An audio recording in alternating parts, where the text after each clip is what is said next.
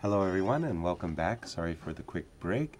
Jan and I, we've been looking at the game between Seirawan and Adiban, and it was a hair-raising game. When we left it at these parts, Jan, where Bishop G2, Knight C5 was played, and A strange move came on the board. physically, it would have been impossible to restrain myself from playing Rook E1. Here, I can't imagine myself playing any other move. Yes. Bishop F6, however, was Sam's choice. And the there's a tricky rook knight C8. D3 check in the position. Compelled an exchange sacrifice, but that makes all results possible. Uh-huh. Knight E5, and you were mentioning you didn't like this choice by Abidani. He played castles or something. Yes, I had a You were slight looking preference at for G5.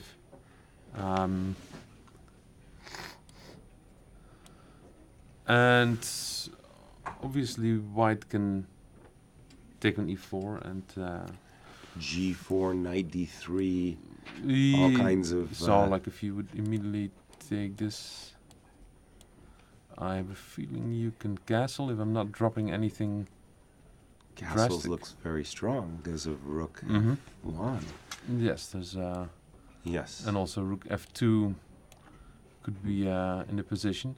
No, this doesn't look very good for white. I mean, the moment you win one of these pawns, I think You're a happy camper.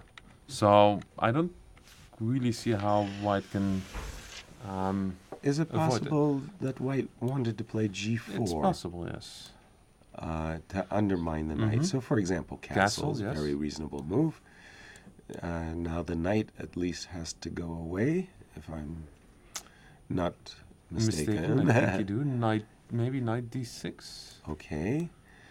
And now I've got some funky check here. And then I have to go to G7, and then you go to D7. You have F6 check as a. That's my pieces that never been coordinating. Suddenly, I got Rook E7 in the position. This has become a little messy. Maybe, but at the same time, if at some point white's play comes to a halt, then all of black's turn. pieces are. Are there? But okay, it's. It was It's a an key option. alternative. Yes. And we're up to date. We'll just refresh to make sure we indeed are. No, we're not. F4. Interesting move. Let me fall for the obvious. Rook takes F4 is not permitted as the old Yes. fork. So, having sold himself dearly, G3 takes F4. I sort of like that idea. No, it's a wonderful idea. I like it very much as well. I'm thinking I actually have a preference for black as well here. Yeah, This at rook, this point. this rook. I mean, Knight B3, Knight D3. Yeah. Sort of. you Knight know, A4 even is two rooks on the 7th. If black ever achieves that, then and the white pieces are looking a little I'm assuming. silly, perhaps. Where am I going? G7 maybe, I'm assuming I have to see some kind of defensive. and give the H pawn. Yeah. Okay, well let's Yeah, please. let's take. We didn't look at Alexei Drev. Sorry. No. Let's just But- before getting back to Magnus. Oh, the action is at Magnus. Okay. Then we go to Magnus. Our producer, so demanding. Rook and Bishop. We kind of guessed that could have been an outcome. Uh huh. He Something. didn't waste any time. He didn't waste any time. Well, And- it's like let's speak some. It's confident. Yes. Have you ever played Rook and Bishop versus Rook, either side? Actually, I don't think I have. Really? I've had it in a number of tournament games, and I remember it very, very well. In 1979, I played against an international master, Israel Zilber. Mm-hmm. and we were adjourned. And I had the weaker side. You had the bishop. You had the rook. I had against the rook. Mm-hmm. And the game was adjourned, and I got a book. It might have been a Smyslov book. An endgame book, yeah? Yeah, and somebody at the tournament hall, maybe there was a vendor, and I had to buy the book. And I literally spent the entire night, I'm not going to say memorizing the book, but definitely understanding the position. And I learned the Zen position and other defenses. And I succeeded in holding the draw. What was remarkable is I had two more experiences with rook and bishop versus rook, and I always scored The win. the best Mm-hmm. result, Either side. either side. And I'm talking grandmasters, right? So you feel confident when you get this position, whether Right. you're defending it or attacking it. Exactly. And it is a very easy draw. Having said that, It's a lot of very easy people loss as well. have lost it as Yes. well. But I would expect Ding to Ding hold, Liren, yeah. at nearly a 2,800 player that he is, to successfully hold this. We'll find out. We in certainly will. Maybe a couple of hours. Yes. Let's go to Caruana. Whoa. He didn't play our expected bishop f6. Surprising. Shocking. No. I mean, it's Beyond. beyond my understanding how you cannot play bishop takes f6, because essentially, and this is a very important lesson on strategy as well, your knight on g3 is septic. It's a stupid knight. Yes, the only thing it's doing is protecting the queen. Yeah, and it's reaching to the h5 square, which it cannot do. And finally, you've you got a el- chance. You eliminate that defender, however, and that knight suddenly becomes, best performing actor, on stage. The knight becomes a shining, Probably win an Oscar right there. And then. right there on the spot. How you cannot take that knight is beyond my understanding. Rook Well- d1, d3, queen takes. And, okay, I don't know what this is, but... It's probably still good for white. It probably is. But white, having said that, I mean, okay, you got to still win it, right? What on earth? I wanted to play queen takes b2, forgetting that my rook is hanging. Yes, I had the same. So I have to play knight c5. Mm-hmm. And Fabiano has little time. To play he has 5 minutes. Yes, to play To which- 20 moves. Oh, wow, whoa. That is a little time. Knight Yes, although it's c5. still unclear whether his position is his biggest problem or his clock. But definitely the combination of the two. Both are not good. Knight c5, queen e2, I just played. And again, Just you- asking black how he wants to deal with bishop f6 and and B4, are you threatening B4. B4 now? Because now you can play rook b2. yes, Or- exactly. I'll make a move for Let's say Black. knight f or I don't know, some... yeah, fine. And b4 rook c2. B4 was a winner for black. That's no longer true. So Whites. black has, again, a few issues to solve. He did not play knight c5, by the way, after queen takes d3. If I've got it on Rook the board. c5 is the move. Rook c5. Excuse me. Okay, it This attacks looks the bishop. awful. You're mean, forcing me to do something I wanted to do and I but- wanted to do. I've stopped knight h5 for now. That now. is true. Bishop f6, gf. And I It think it ha- was played. Oh, no, not yet. Not yet. But how are we dealing with b4? We're going rook c2? Or, wait a minute, my queen has to defend the knight. Excuse me. The more I'm looking at this position, I just hate it for black.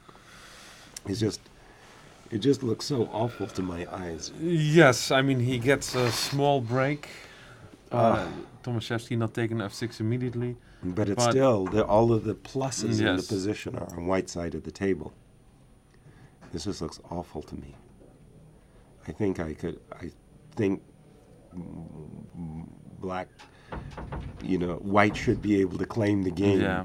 very decisively in short order here. So Let me make a move. Yeah, I'll just make a move. So I'll play rook f2. you just want b forward even more oomph. Oomph. And I think at best what black is going to get is just maybe 2 pawns for the piece. Maybe. maybe. I on mean, a the good pawn on day. a7 is also still hanging. Yeah, I mean, he could have been taken at all kinds of moments in the game. yeah. But the reason I like rook f2, in truth, I'm really, really, really attracted to the move e5. Mhm, Okay. yes. I just want to checkmate black's king, and you have to be aware of knight h5. So now if you take, I was thinking about these moves, right? Mm-hmm. But with rook f2, I'm preparing b4, f4, e5, Yes, the rook on f1 was not very useful, and now it is. And what did he play? bishop. Bishop e3. It's hard to guess moves in this game, Totally, but probably also because there are so many good moves. totally. Um, Bishop, I would have taken that knight so eagerly. I mean, my goodness.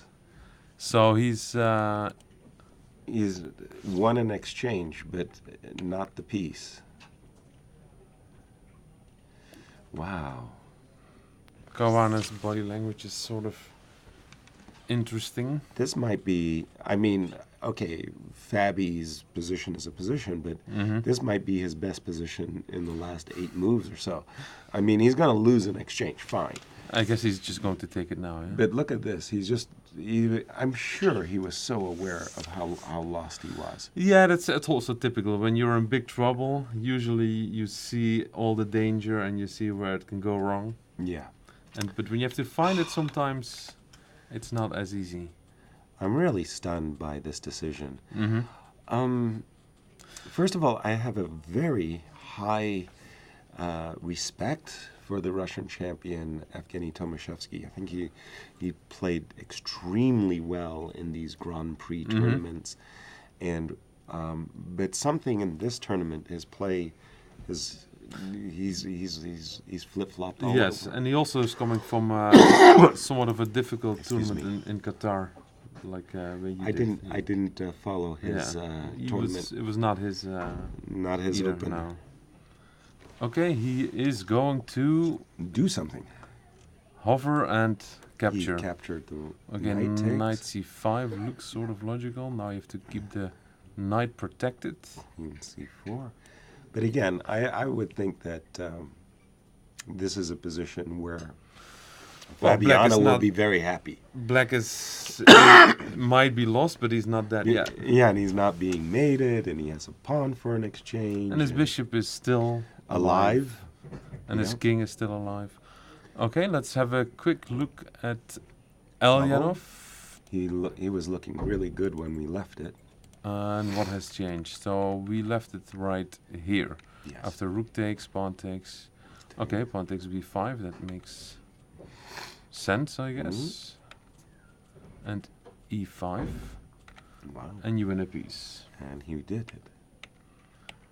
And e4. It's a nice positional move, but you're down a piece, so what is the What is point? the problem? I don't see the problem. I think it's just A piece. very nice piece, yeah. And a very, very good bishop, yeah. I'm guessing you want to take this pawn. Clearly.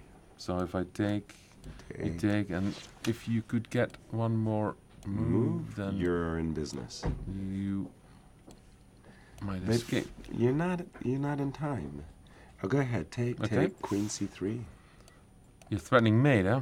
I'm that kind of guy. If I play f6, then I have a feeling I will not survive. You have good feelings, Jan. Well, in this particular position. And there is nothing Well, you can Else, go back really. to g5, but okay, now I'll pick up another pawn, and Yeah, this is not going to. it's a piece and the attack. Yeah. So we expect that Pavel will be roping home the point in that game. If he avoids blunders, he will be The winner. winning. And back to Magnus for a brief moment. He played a4. Yeah. So my first thought is, well, let's take it. Right? Rook takes Am I missing a4. a trick? No, not at all. One of the things that as the defender is very often a good idea to get rid of your own pawn. Just to start what you probably have to do anyway, and not Right. like tie yourself out for another hour just trying to hold on to those pawns. Well, the crazy part is that there are positions where your pawns stop you Uh-huh. from being able to give a check with the rook, And there's no stalemate. and there's no stalemate, and there are other things. So, So are we going to see Magnus not take the pawns then? no, I think he's going to have to take them. But I'm just saying, as a defender, this. Yeah. I'm, It's a very pragmatic decision, exactly. which might even have some theoretical advantage. Having said that, I don't think there was anything particularly wrong with Rook A3 No. either. You know. By the way, But yeah, Magnus has taken the pawn. and he played King C6. He didn't go for Rook A6. Okay, I like that move as well. I mean, you can give the Yeah. pawn at any time, really. You Well, want to go that's to b5. that's the point. Mhm. I'm not 100% sure you can give the pawn at any time. Sometimes when you're playing with Yes. these 50 move rules, Uh-huh. you like your opponent to push the pawn so that you get another 50. But I mean, it looks nice to have the king coming to Agreed. b5. Agreed. Okay, well, Again, I that's just see a few more moves. what in- we could call a book draw Mhm. in the old days. Now we would call it a table-based draw. So they actually traded queens. He dropped back to e2, Yes. Tomaszewski, and the knight gets attacked. And Where do you somehow- go? You have some options. Well, it's a technical game, and it's Mhm. one of those things when you. Yeah, it's disappointing. We all understand technical chess, but we Yes. want blood, axe, heavy battle axes on the king's side, and It still remains a very odd choice for him not to go for the black king. bishop f6. And, I mean, yes, obviously, white is up in exchange for the pawn, and there's open files and all that, but it's not going to be all that easy to No, bring this home. No. I mean, let's say if you trade these pawns for each other, okay, white is technically still winning. but we're getting, it's not that far away from getting Right. a position that's a theoretical draw. Yes. All right. So, by Should the we- way, Fabiano, should he draw this game, it means that Magnus is going to win the tournament. Yes. Yes. But we're sort of assuming that Magnus will win the tournament already. Exactly. Sorry. Let's go back to Anish and Yi Fan, where we left it right here after castles, which was And a I good would- move, we thought. Right, and I was taking the pawn. Her move was better. Bishop c4. Yes, b3, Bishop a d5. very nice spot for the bishop to be. That bishop lords over the board. Yes. Yeah. Okay, rook he1. If you can take this pawn and trade into rook endgame, then... You're a happy camper. But that is probably not going to happen. No, rook fe8. Yes. Trying to round up this pawn. Sorry. Yes. Protection, attack again. Yes. And she decides to take the pawn. Very good. Yeah, And he very chooses similar activity over over. taking the c pawn. Right. And rook ed8. Interesting. Well, it's just one of those. Will black's extra pawns decide, or will this Hmm man with the many lives of a cat, Anishgiri, Escape yet again. escape yet I again. mean, he still has some chances to, Agreed. but black is the one going for a win. I see that in the challengers we have results. Safar Lee, half a point, trailing the leaders by a half a point, has won.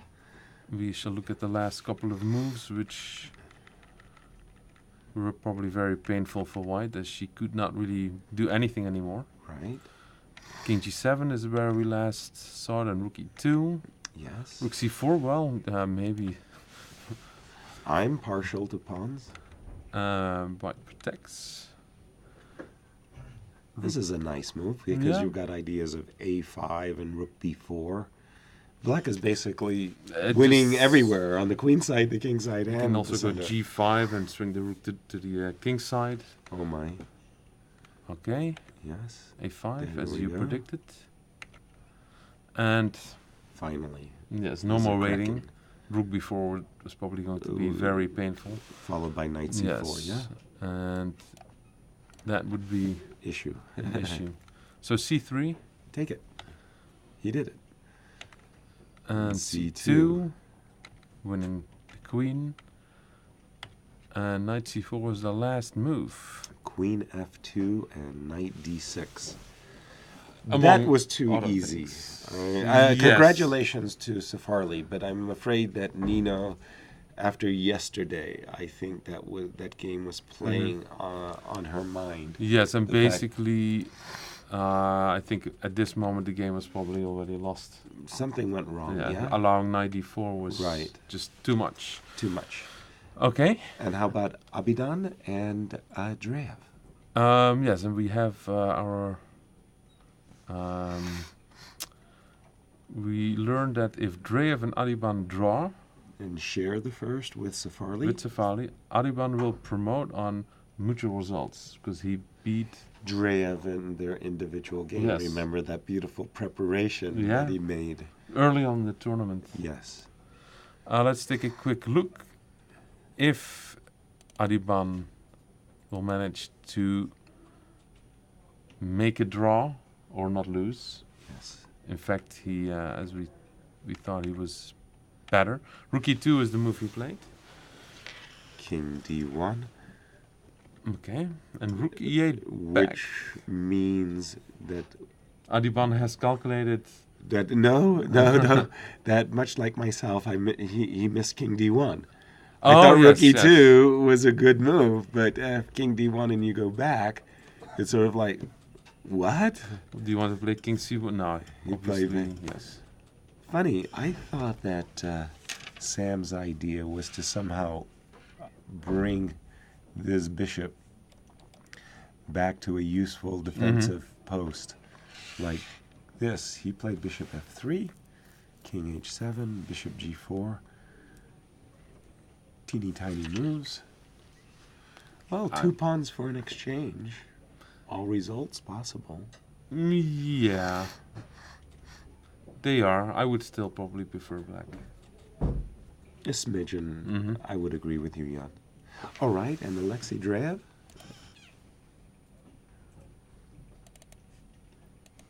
Whoa. A lot has happened. Let's just No put it kidding. like that. Yes, we we left left- it after bishop e8. Yes.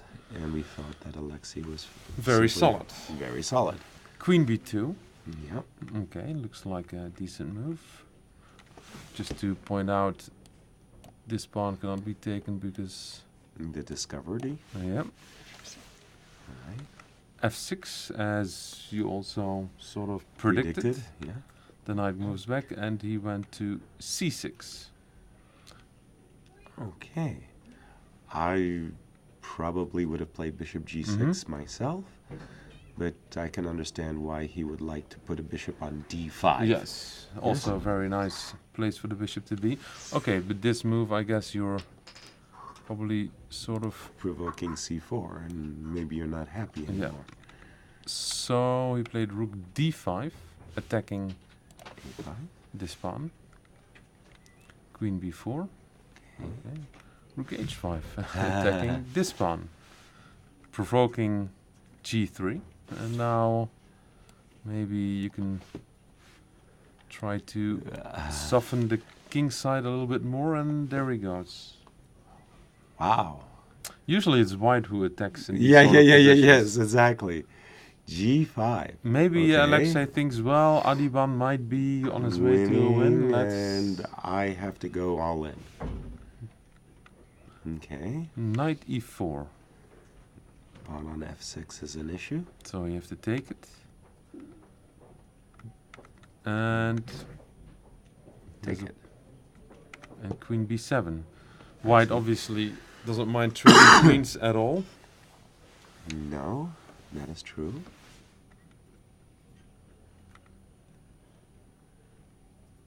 Which happened, and a6 So on a good day, rook b1, rook b7. is what you want. That's a dream come true. Before that, white captures back, and f5 is the last move we have. It seems like bishop g2. Bishop g2 has my knot. I like Yes. bishop g2. And then Well, at least you've got defended against f4. well, there is rook c7 to g7. And you've got all kinds of F4 ideas. you know? yes. So how do you deal with that? That's a good question. I mean, I'm not sure. Just a second. just in this My first position, impression was that white, I'm not going to say it was for choice, but white's Mhm. doing fine. But this Now I have F4 idea this is a little- F4 is more than irritating. Huh. Okay, one more look. Bishop g2, rook g7, yeah? Fair Maybe you enough. can play bishop h1 instead. Bishop h1.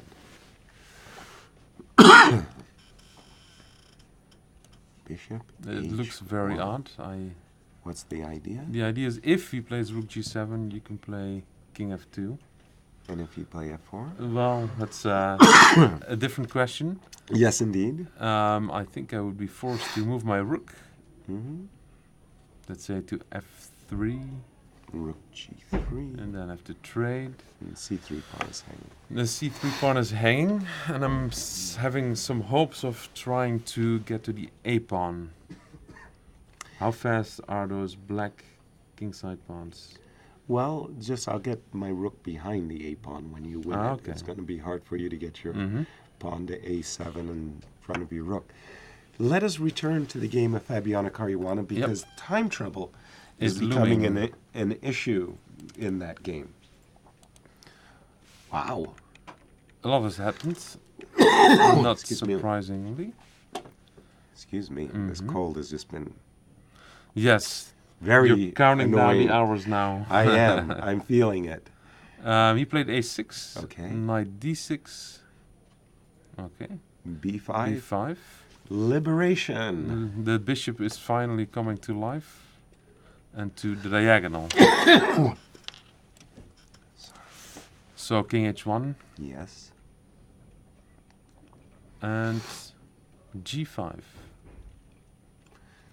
Making Luft. making Luft. Yep, Securing some squares. knight c6. Those knights are pretty as a picture. Yes, but what pretty is- is one thing, but- effective is another. Exactly. I'm not so impressed. King g7 looks nice because you're stepping out of any potential knight Issue. checks. Okay. And g3. Okay. Um, I'm it's thinking not this that is easy. No, I think that Fabiano has made excellent progress, Mm-hmm. and he's much closer to drawing, I would say, than Losing. losing. In such a position, I remember the game of Magnus Carlsen and Mickey. And Mickey, instead of trying to hold his position, went a little hog wild on the king side and went like h5, h4. Yeah. In this position, going h5, h4 looks more To the point. more reasonable than Yes. than Well, you're not losing on the queen side by any means. no. And what is, I mean, it's very hard for white to, I guess king g2 might be a move that Sure. that he'll play next. I am told, by the way, that David Navarra Has resigned. has lost the game. Let's take a quick So, peek. Our most exciting player, David Navarra, brought us so much entertainment in this tournament. He was the winner of the Challengers group last year, as we remember. Fully deserved to play in the tournament and really made some Yes. entertaining games. Very unfair that he wasn't rewarded for his enterprising. Well, yes. I mean, he would have deserved a few more points. But then again, I mean, you live by the sword, you die by the sword. This game is no exception. True. So e4 is the last move we looked at, and indeed we saw that white could capture. Yes. Queen b5 doesn't work in any way, so Yeah. rook a2 Right. makes sense. Rook Yes. d5, Stopping that Queen b5 Yeah. move you mentioned. and the rook is now protected. Queen h4, so attacking this pawn Yes. and giving the pawn, but Now, with this, and just to know that taking this would give white, the intermezzo. yes, so h4, Yes. well, why not? It's either that or resigns. And yes, attacking, threatening mate on g7, the queen protects, and opening up a defense. Hmm. h3 lasts the sort of, but queen c8, and That is that's it. The pawn that- goes with check, That's a big refutation. and it's over. Nice game by Pavel. Yes, very clean effort, I would say. Yes. Magnus is in Well, we left it after king c6. right. So this is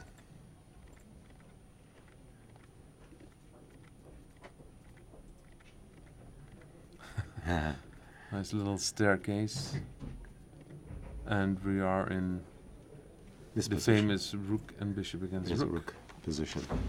All right. Yeah.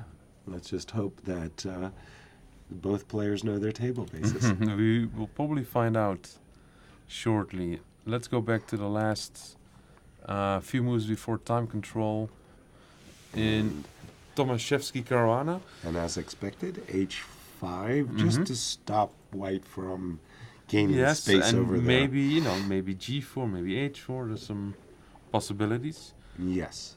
Um, And the time control, once again, is 40 moves in, what is it, an hour and 40 minutes? plus 30 seconds. Plus 30 seconds for every move made. The player gets a 30-second bonus. So 2 minutes on the clock for Tabby, and I just want And to say three and a half for Tomaszewski. So we're very close. I mean, if you look back at the position where he could take an Yes. f6, he had a lot more time on the clock. I mean, Fabiano was losing left and right. Cruising. And now, I mean, I'm sure has dreams of even winning this. I mean, if the trend continues, Yeah. where is this going to go? Wow. I hadn't thought of it in that way, but you're right. Sometimes when you get into this momentum where you can't seem to stop it, right? There was a very funny article by Nagy, the Indian Grandmaster, Yes, new in chess, where he was talking about, getting into some spin cycle. And the position he lost was hilarious. I mean, it was really funny. I mean, it's an impossible to lose position. And he And- did it. And he did it. And he's a very strong grandmaster, too. So, It's also like Fabiano is a lot more confident now than well, without question, he was 10 moves ago. he's in the game. And as you just mentioned, all three results, although, yeah. I'm going to say all three results are possible now. And we do have a move. I didn't quite see 2 moves, in fact. Knight a4 and rook d3. Knight a4. Well, it is an outpost. It's not close to the center of the board. Knight a4. That kind of sends your knight on a strange little mission there. But I guess his idea was maybe to play bishop c5 Yes, and attack knight it. b6. You Be attacking these two pieces. with bishop c5, Mhm. and then maybe he was thinking that he could get his knight back to b6 And maybe reroute knight it to c4. Sure. Okay, but rook d3 kind of a good cross-purpose move. Black is allowed to dream now as well. Mm-hmm. And Tomaszewski going below 3 minutes And we have a move. The knight just simply came back. to c5. Yes. Maybe he's sort of asking, do you want to go back to d1 and shall we?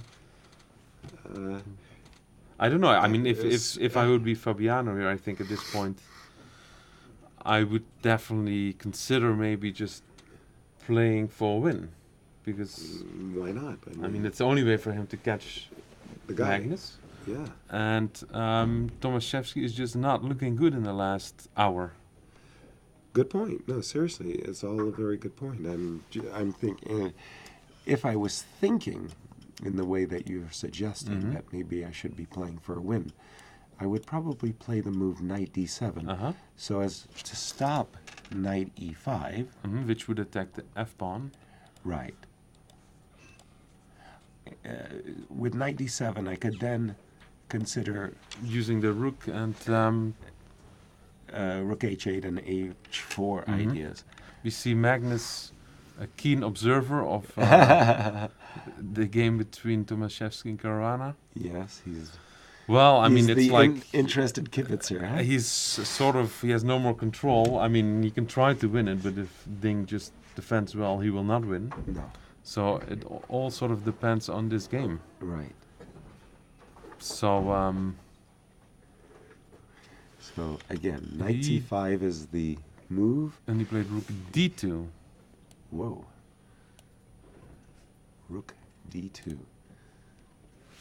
My spidey sense always tingles If when you're putting the rooks on the same it would be squares as it would be my bishops. completing a miracle if Black bishop would play bishop a5 and then win One the of the game rooks skewers one from of the that rooks. from that square. He did play move knight b3. If I see, yep, knight b3 was played. Okay. Again, a very, very strong indication that Fabiano would accede to a repetition. Yes, at the very least, he has only 1 minute left You're right. with about 9 more moves to make.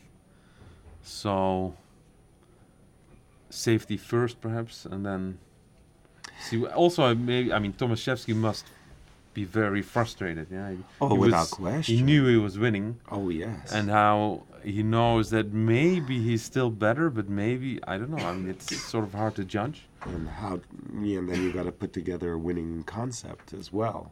Not so easy. But this is just like such a weird game. I just, you know, I Still mean, can't believe what happened. I think every club player, with an understanding of mating patterns, like if you read Vukovic's Checkmate in chess, you would understand that you got to play bishop f6 and go for the dark square killer. Well, for example, would that bishop on a5 not be trapped on that side of the board? Let's say it had an escape, or it would be on, I don't know, some random square Right. where it would not be defending. He would have taken f6 instantly. Right. I mean, because, He was well, distracted by yes. wanting to trap the bishop. And then he ended up winning an exchange, which was probably the least impressive of all. Right. I mean, talk about cashing your chips in and, you know, getting, you know, $2. Rook c2 was played. So, Evgeny, who's not had a He great tournament, still wants to win this game. and knight c5 came very quickly. I saw that that Fabiano has an awareness that his clock is ticking quickly.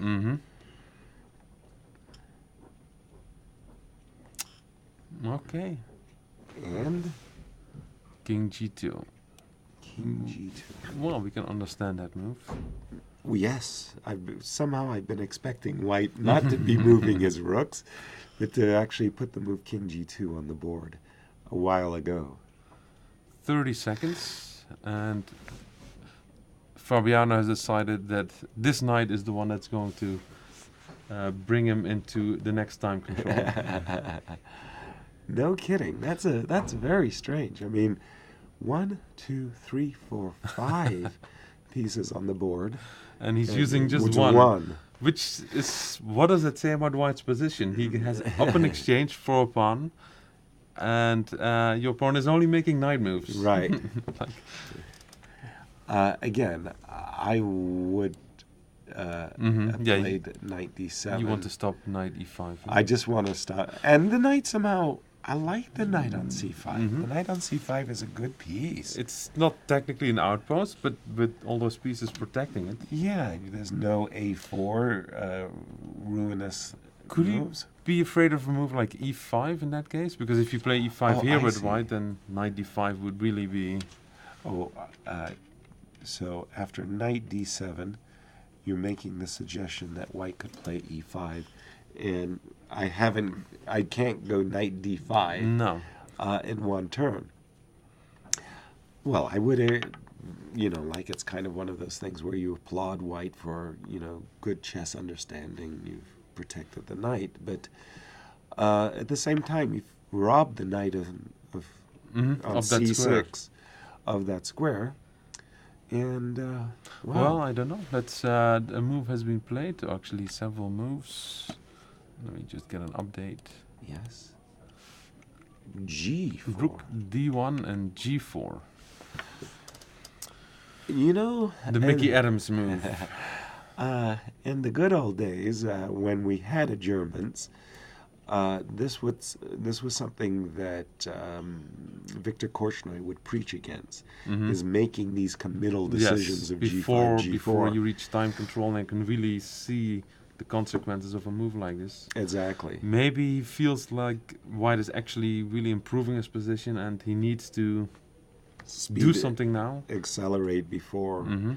All right. Well, having said G4, F4 is the move. F4 is the most natural counter. Can you Here I see the knight c5 again? Yes, sure, why not? We've seen it so often already. Right. Now, for the reasons you mentioned, I don't want to play e5. No, because d5 would be a very, very nice square. Definitely. I would almost hate to win an exchange after that, but probably I would anyway. Yeah. So I would probably be obligated to defending the pawn on e4. Well, so I can understand why he wanted to play g4, because now he's tying one right rook to the pawn. And by the way, after g4, I don't think d3. we have seen f4. Rook David 3. Well, okay.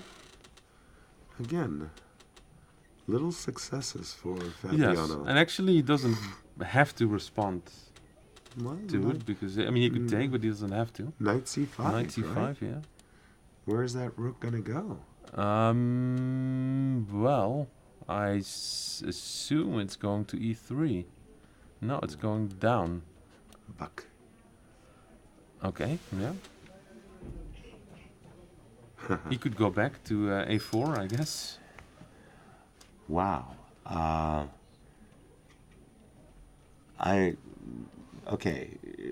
Let's say it was the last round game. I definitely had to win it with black. h4. Exactly. Well, I have a threat. h3. Yes. That's a big threat. One square closer to h1 and... life is good. Who knows? So I'm going to take it. You are? Yes. Oh, I was hoping you were going to take on g4. And knight takes g4, and I was about to show you my brilliant idea. Okay, I'll humor you and give you your... Thank you. Okay, you're welcome. Let's see. And this is the old triple fork. And if I defend against that fork? I have no idea. Okay. I just somehow I like the idea of, showing that. I don't think we're going to see h4. But, no. But having said that, you really ruined your pawns for... yes. But maybe now I can play knight e5. Right. And all hell breaks loose, yes. right? suddenly. It's Still black looks like there's some initiative Yes. stuff going on, and time trouble. You're hoping will play an evil roll. role. You'll be cursed with a last move blunder. But knight f4 back. Why not? Okay. It has worked before. h3. Three. Now, Tomaszewski is really showing that despite his bad tournament, he really wants to go home to Russia on a high note. and despite all the missed chances thus far in this game, he's not willing to give up. No. 25 seconds. And he did play a move, and he captured on f3. King takes f3. There's still a long way. The 10. No, hold on. How many moves? This is actually move This is 37. 38, sorry. So both players are going to comfortably make their time control. Well, who do you think feels the most comfortable in this position? I think it's still probably Tomaszewski. Well, as you keep playing, you kind of warm up to the fact you're an exchange hop, right? Yes, and also, I mean, okay, after you get rid of these feelings, these of lost negative, opportunities. these negative feelings of, boy, did I blow this, and I'm such an idiot, and you take a deeper breath, and you go, hey, maybe I can still reel Yeah, home and he something. slowly Made progress. made progress. Knight h7. I assume this might have been the idea. Yes. And e5. Finally, the moment the knight moves, and knight e5 is no longer possible, white Jumps the at pawn. the opportunity to push the pawn. Good play. Fabiano has half a minute to Good play. come up with a counter move. I don't know. It's I don't like how this has gone the last. Ever since g4, in a way, white seems to get some sort of a hold on black's position again. Agreed all around. If anybody's made any progress, it's definitely Tomaszewski. Basically, to make time control, Fabi was happy just moving his knight back and to and fro. But now, when you look, the pawn on f7 is really a weakness. On a good day, king comes to g2, rook comes to f3. Black could get tied down. Bishop c5 was played. It was played. Eyeballing a3. No doubt. So rook d3 perhaps? It looks sensible. And Defending it the was pawn. played. And Fabiano needs to By make the way, what one the heck is more this move. knight on h7 doing? Well, not a whole lot. If white plays h4, the only way that guy comes back into life is through f8. But that means leaving this pawn alone. Precisely. Tomaszewski gets up, Having made time control? and Fabiano needs one more move, Right. and he played f6. I was about to say that, I'm coming to this conclusion.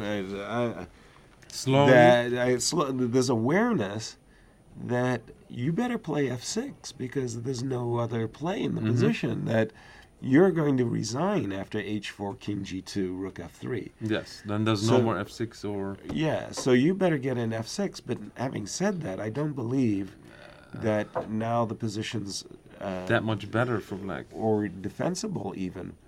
Let's say if I play knight e4. Thank you, by the way, for making my Yes. rook effective, and thank you for this one as well. At some point, those black pieces on the left side of the board are going to look a little silly again. Yes, indeed. I don't say that's the only move either. No, Something also to be said for king g2. there's no more check. So that something very similar as before, these pawns are not that great, and well, Well, now the rooks are coming in, yeah. and the rooks are flooding into the position. I think it Fabi's looks collapsing here. like he has left himself a bit of a ruin. Very much so. He would have been better off just moving the knight back and forth as he was doing. Wow. Okay. I think the move g5, g4 was ill-timed. Yes. Victor Korchnoi. He knows something about the game of chess, doesn't he? Apparently he does. Magnus is still doing his rook and Magic. bishop. Okay. Well, First of all, when they reached this ending, what move number was it? you mean the 50 move rule? When Yes. does it 57. Move 57, so all we It's have right to do here. is to count to 107. takes b1, Yes. and then Chick. we make a number of moves. Very good. Check. Check. And here we are. Here we are. Well, what can I say? I mean, it's a book draw, a theoretical draw, and Magnus is just trying to find some nice way of torturing and tricking. Yes. That's what it's come down to. Hu Yifan,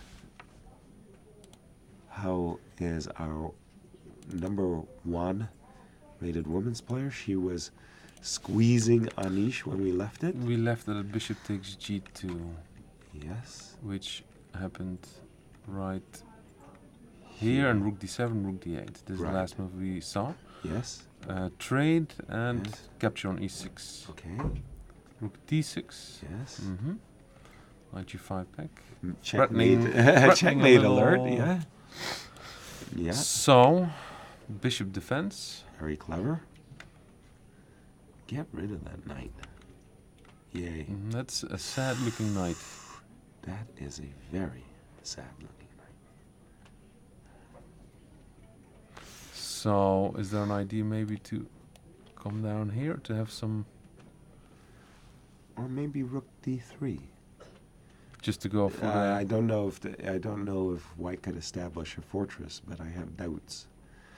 But bishop b5. then what well, happened? like something like this, and now the knight is, domination or you have the something. square. But okay, Yes. rook e3, bishop f1, knight g1.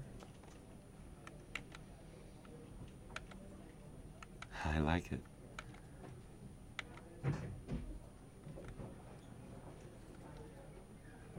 And took a pawn. Check. King e3. Whoa. It's a nice in-between move at first sight. Well, if you... I play g5. Yes, that's again, that's a move that was played.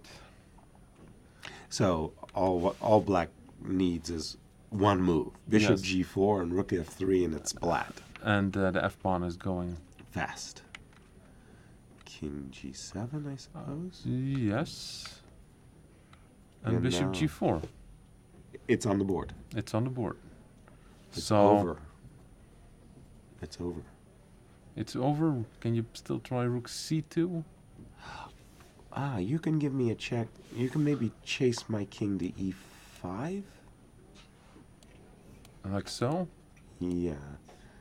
But maybe my king's just great on e5. Maybe you'll regret chasing my king. Sorry, I don't see I don't see any defense for Anish here. So rook f3 basically, is just too. If I try to protect my pawn, hold on, If you try to protect. then your you pawn. play this anyway, Yes.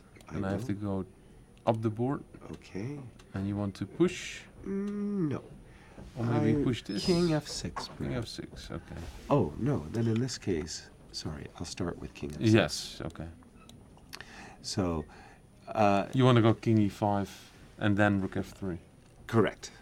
Driving you Mm-hmm. backwards as opposed to letting your king liberate. Also, it's very nice h5, h4 just to. Put the knight on h1. Yeah. Raise Pard. Raise part. Yes. Do you know the story of No. Raise Pard? Oh, it was brilliant. Here in Wijk aan Zee, there's a tavern called Raise Pard. As in Grandmaster Hans Ray has a tavern named after him. And Raise Pard, of course, in Dutch, Pard is horse or knight. And in a fit of temperament, Hans Ray was playing against Heike Westerinen, and Hans was in time trouble, and Heike played bishop a4 as black attacking Hans' knight on b3. Okay. Any other move than what Hans played. Hans played knight a1. And the bishop dominated the knight for the rest of the game. So naming the tavern wasn't to honor Hans Ray, it was to mock him. Yes. Yes. So Ray's part, this horrifying. So knight h1 we would have to tip our hats and say Raise part. Ray's part. Is this another way of saying that you're not a big fan of Anish's position? No. First of all, we understand, of course, that, and please, please, please do this. When you want to learn the strength of rook and bishop combination versus rook and knight, you could not find a better guide than Ulf Anderson. Uh-huh. He's a master of... He made a virtual religion out of winning those. Rook and bishop are more effective. If you take the pawn off the board from f5, black has a significant advantage. Uh-huh. You know, with the extra pawn, it must be winning. It simply must be winning. Anish did play rook c7. Yes. And Huyefan is thinking about her move. And this is the time control. Move 41. May we go to the challengers games? I'm curious about Abidan and Dre.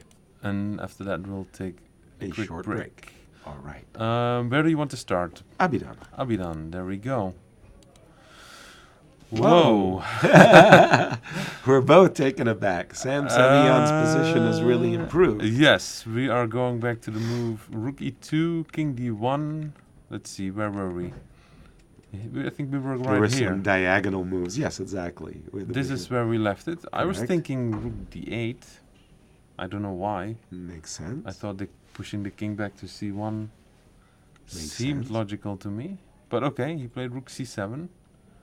Okay. A check. Always check. Maybe mate. Mm-hmm. And king d2. Okay. Sure. Continue. a5. Bravo.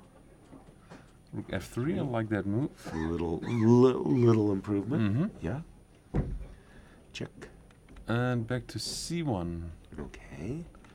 Aha. And now we get this situation. And I like this for white. Very much. You're familiar with the term tsuji. Tsuji. Very, very important term. If you play the Japanese game of Go, which is a phenomenal game, they have a tactical, strategical element in the game they call tsuji. So the idea of tsuji is to control your opponent's pieces, your opponent's groups. So we would say in Seattle circles that the bishop on d3 performs tsuji on the knight. Yes. So you want your bishop 2 squares away from the knight. So a good tsuji square for the bishop is also g6, is also g6 because the knight is dominated. And it's just this like strategical concepts that, you know, it's very, very helpful when you have words or names to associate with tactics and ideas. Yes. In this light, it's actually like when I started teaching chess about 15 years ago or so, professionally.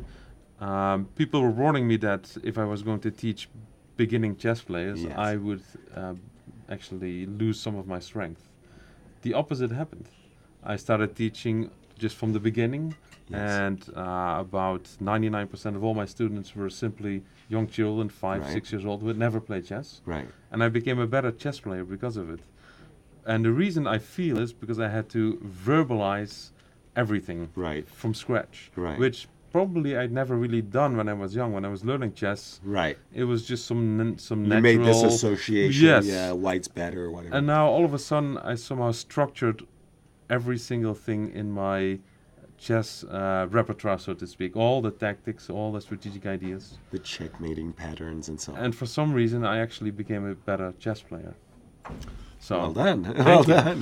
You've got a lot of chess coaches out there that would be very interested and yes. eager to know how you and did it. now I have added Tsugi. Tsugi. Tsugi. I Tsugi. always felt this concept. You had the knowledge. Yes. You just didn't associate. So interestingly, once you said the two squares, I immediately saw A6 and G6 like light up. Also. Of in course, your they're mind's not eye. useful, perhaps, but Right. they accomplish the same feat in a different direction. Where you really see the value of that Tsugi is very often black has a knight on f6, and he's really, really happy.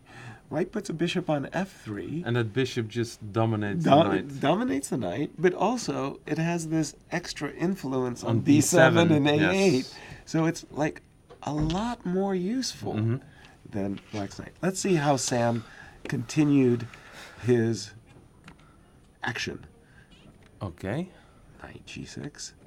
I like White's play very much. thus By far. the way, repairing the structure, as Sam has done, is a big plus. And now the king.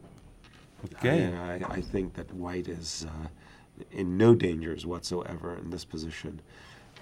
Even Adiban had better be be that Yes, he those doesn't queenside pawns. he If you doesn't lose become one, victim to knight c6 fork. yes. His chances of winning have slipped a lot. Yes. All right. Which brings up an interesting question. What about Dreyev? What about Dreyev?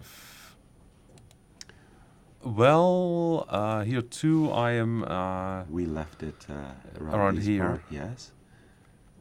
F5 is the last Yes. move we looked at. Bishop G2, our original thought. Yes.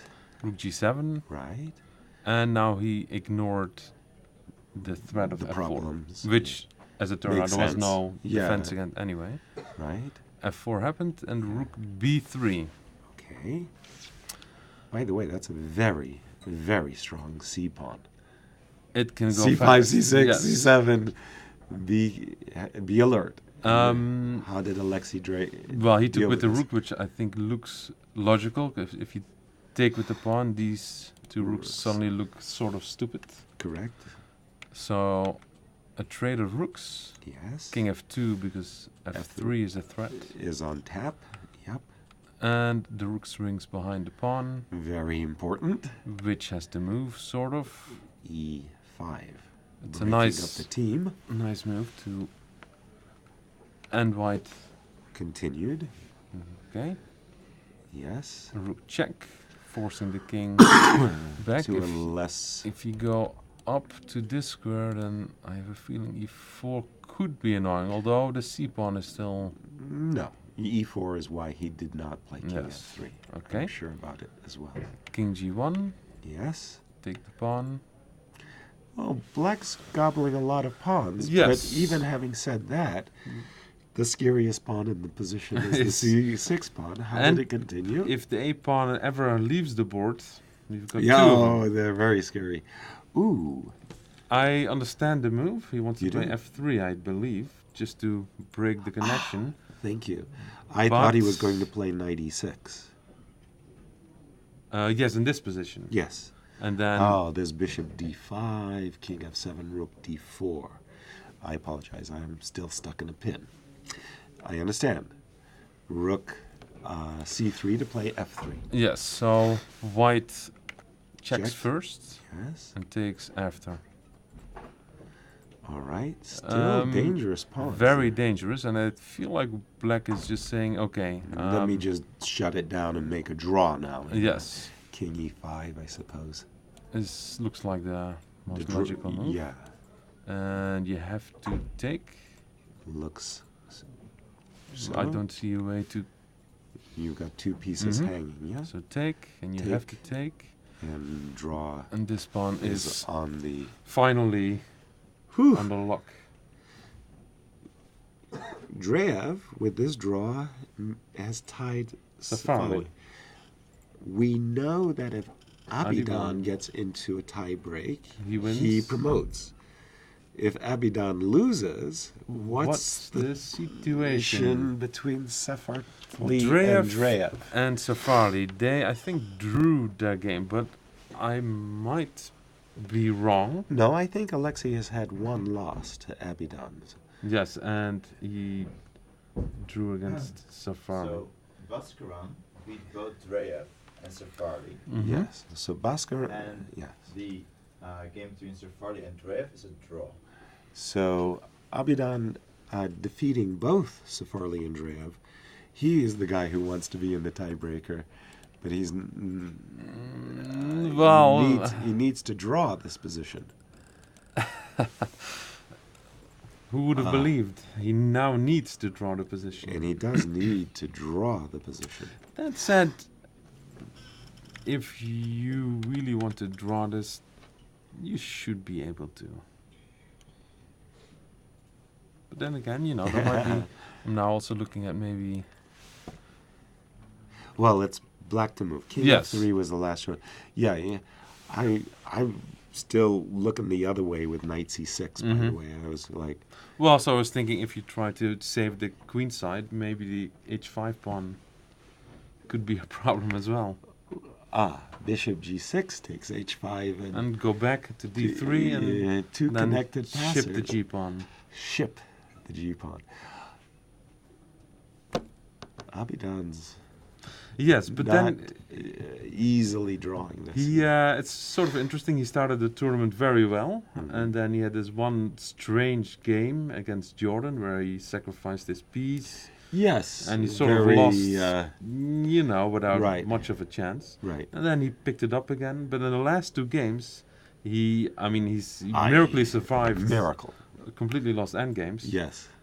And compared to those endgames, this still looks very good for black. But then again, now is when he really needs to not lose. Exactly. So, Jan, we're going to take a short break. I think that's a good idea. 10, 15-minute break. Time control has been reached. Magnus Carlsen, with a draw, I think, can clinch the tournament because I left Kariana in trouble. yes. We'll be back to see if that is how things work out in this, the 13th and final round of the 2016 Tata Steel Chess Tournament.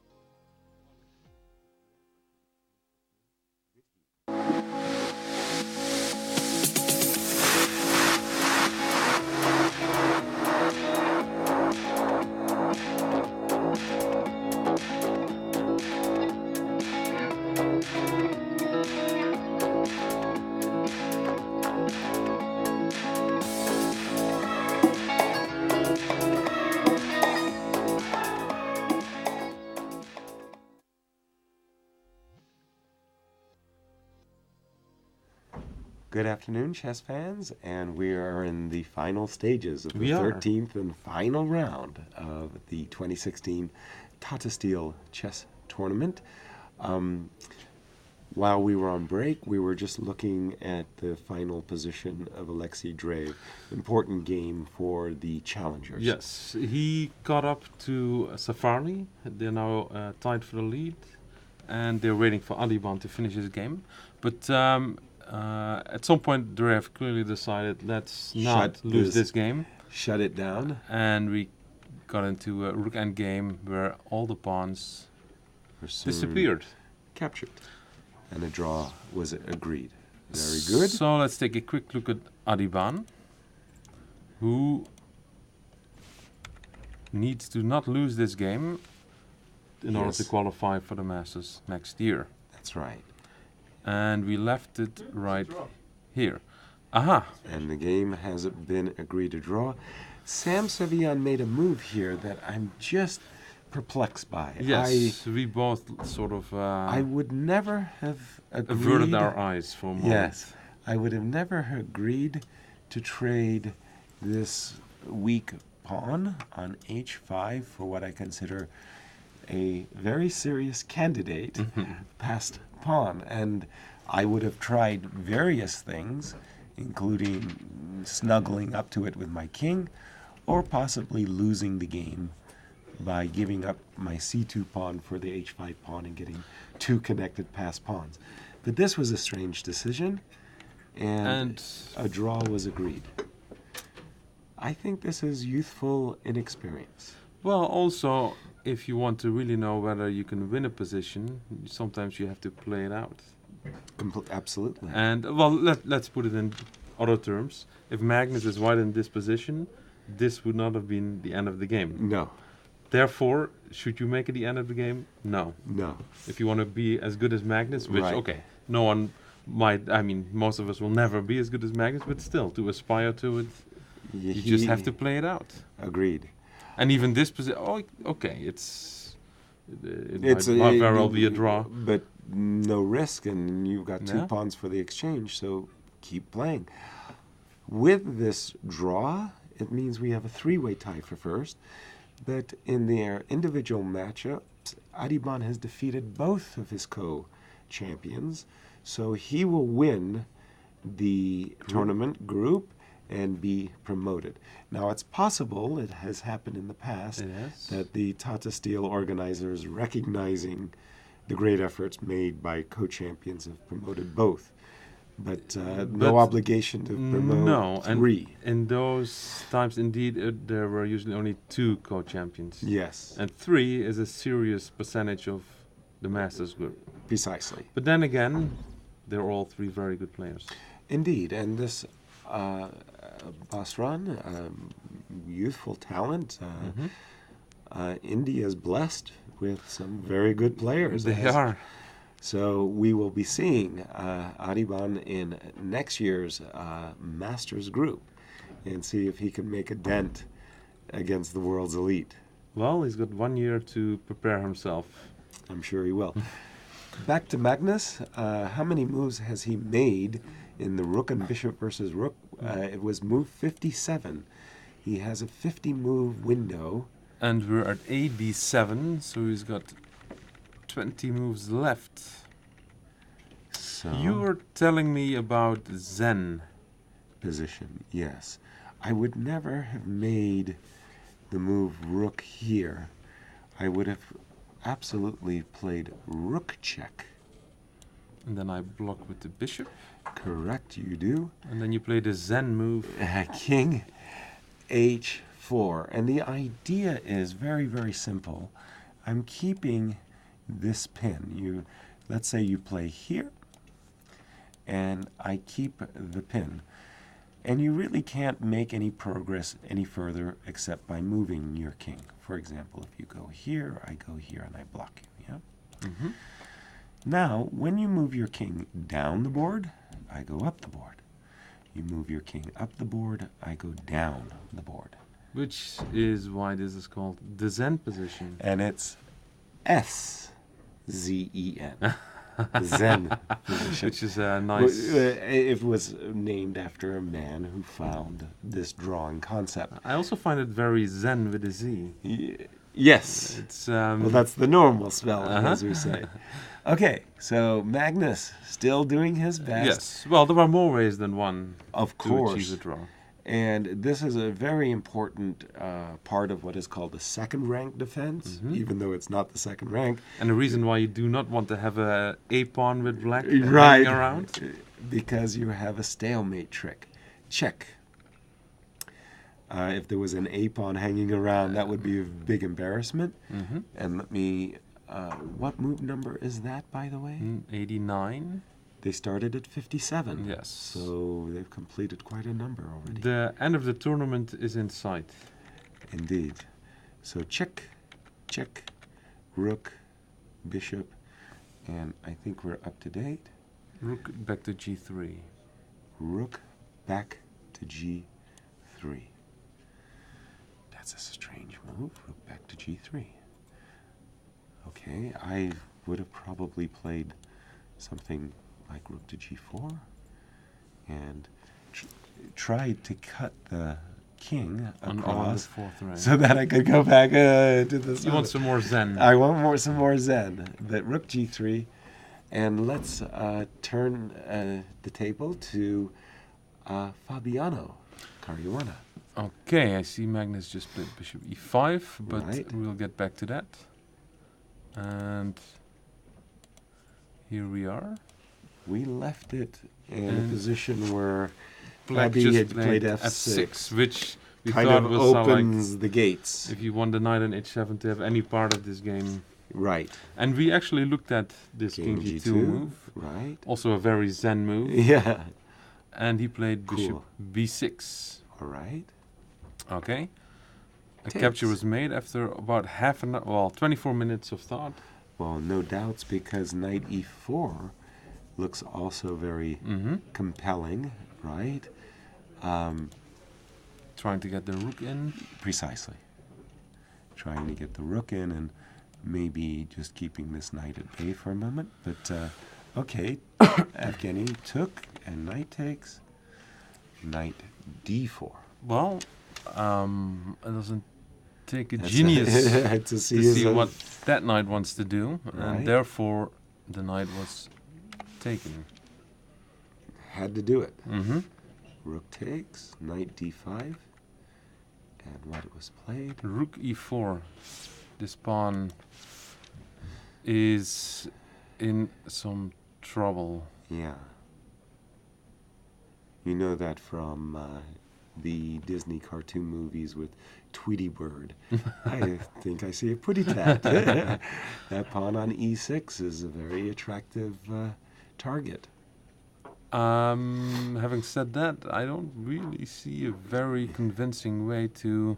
Defend the pawn. I see some very unconvincing Ways. ways. I can see that this would be lead to an interesting position of two rooks against two knights. Not so interesting. Not desirable. Well, what else is there? If you go king f6 to protect, Trade the rooks and You- take the pawn. you...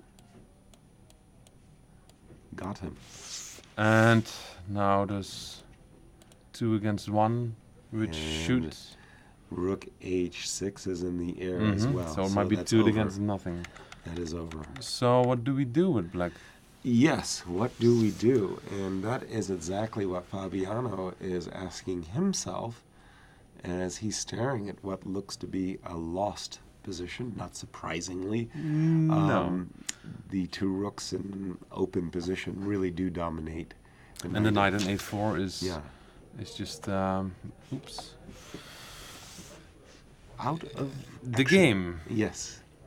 Out I of mean, action. if I would look at a move where I'm going to lose the pawn, I mean, I'm just going to move my knight with really what? Without hopes. Yeah. Knight c3, rook takes e6. Okay. Put a black pawn on b3, we understand, but Not going to happen any day soon. No. And the knights are sort of clumsy in helping. They're connected Yes. to one another, which is usually also a bad sign. It looks fairly hopeless. Agreed. Is there anything else for us to look at? Well, just again, how very close Is Magnus? Let's Yes. just keep a watchful eye. 93. We're progressing fairly quickly. A rapid pace. Okay. I hope that if Ding blunders, our producers will. Alert us instantly. And let's see how Anish is doing against Oyi Fan, where we left it right here. Hmm. Rook f3 is the move that black wants to play with devastating effect. Exactly. So white checked, the Mhm. king moves up, and h3. Now that is an interesting move. Very, very Yes, tricky guy. tricky move, because what does he want? Oh, He wants to fork 2 pieces. exactly. King and rook. Therefore, rook f3 was played to Okay. put the rook on a safe square and take the pawn. But then the king is driven back, and This white is, takes the h pawn. I must say, this is a Clever defense. very, very clever. And I can't believe it's going to be rewarded with a draw. but But you it's know, but it's what you got to do, right? yes, that's clearly the only way for black to play. And of course, I did not see that. So, hat tip to Anish Mhm. for finding a way of still staying in the game. Rook g6. This looks like the only move. I'm thinking king guess. e5 and rook h7. King e5. That's yeah, like sure. weird. Try to force the king back to the back row. Yeah, and just by lucky happenstance, this stupid knight stops you from making a checks. I don't believe it though. But okay, sorry. No. You had a better plan, I'm sure. Well, I than- think Anish had a better plan. What did Anish do? He played rook g6 Very good. to attack the g pawn. Right. So We if I ate. take, then Take. you will take. And now I'll go king f6 before Anything bad happens, yeah? right before picking up. Oh, now knight e4 check. Oh, what a swindler! What a swindler! Oh my! I don't say that white saves it, but just the fact that you could get rid of the bishop is Well, a hold on. big success. Yeah. Wow. Knights are very tricky pieces. They are indeed. Oh, those tricky knights. Okay, but having said that, this knight on g3 is so bad. Maybe It's you almost can painful to my eyes, right? Can we just play rook f3. three? Knight would have to... But now we've allowed the knight... I don't know, just a second. Hold on. Yes. We just got... We The need knight to- on g3 is So looking bad. silly, but then again, if you chase it to Yeah, d5, then a better square, shame on us, Mhm. yes? well, just to point Please. out, if black just keeps taking, Yes. what does white do exactly? He He takes on f5, yeah. Yes. Now you could play king f6, but We you end up with the assume same taking, position, but then we have a draw. and it's 2 not enough versus to win. 1. Yeah. So There is one tricky moment one here. tricky How moment. about this, Jan? check. I go check. Aha. So just to fall for my devilishly clever trap, no matter how you end up capturing on f5, there's a rook And a5 5. check. And the pawn endgame is a whole different matter. There's no, yeah, well, with that. She did play a move. She did take an f2, and we're expecting, Rook takes g5 unless king e5 is no, he took on g5. very quickly. That's a huge success to get Well, rid of that g5 pawn. That is yes. just enormously important. And he sort of confidently immediately got up from the board again. Usually when Anish Giri is struggling, he's at the board and you can see he's struggling. Yes? But when he's confident, then I think off he's the outside. nervous. Well, of course, he's a pawn down, Yes. and he knows he's got. But he's trying to portray yes. this I've got this exuberant under confidence. control. Like, okay, why are we still playing? Uh-huh. But no, I mean, of course, Well, but he's getting awfully close now to he's managed eliminating. managed to reduce a lot of the material on the Mhm. board, which is not a good sign for the fans of Oyifan. Gosh, this knight on g3 is so bad. It's just amazing that I can't force it to some horrendous square. Yes, well, king f6 94 is a very critical little trick Tactic. to. Yes. Wow. King f6 94, and there's just nothing to be done. Could you maybe Please. just try to run the king to the queen side in some sort of anticipation of taking a pawn there? And Well, should I in that case include a5 or well, maybe you can. Yes, maybe you should. Although there might be like rook g6 in that case. true? Just may I just a second? Okay, let's take a look. Have a look. See Mhm. a5, rook g6. Yes. Mm-hmm.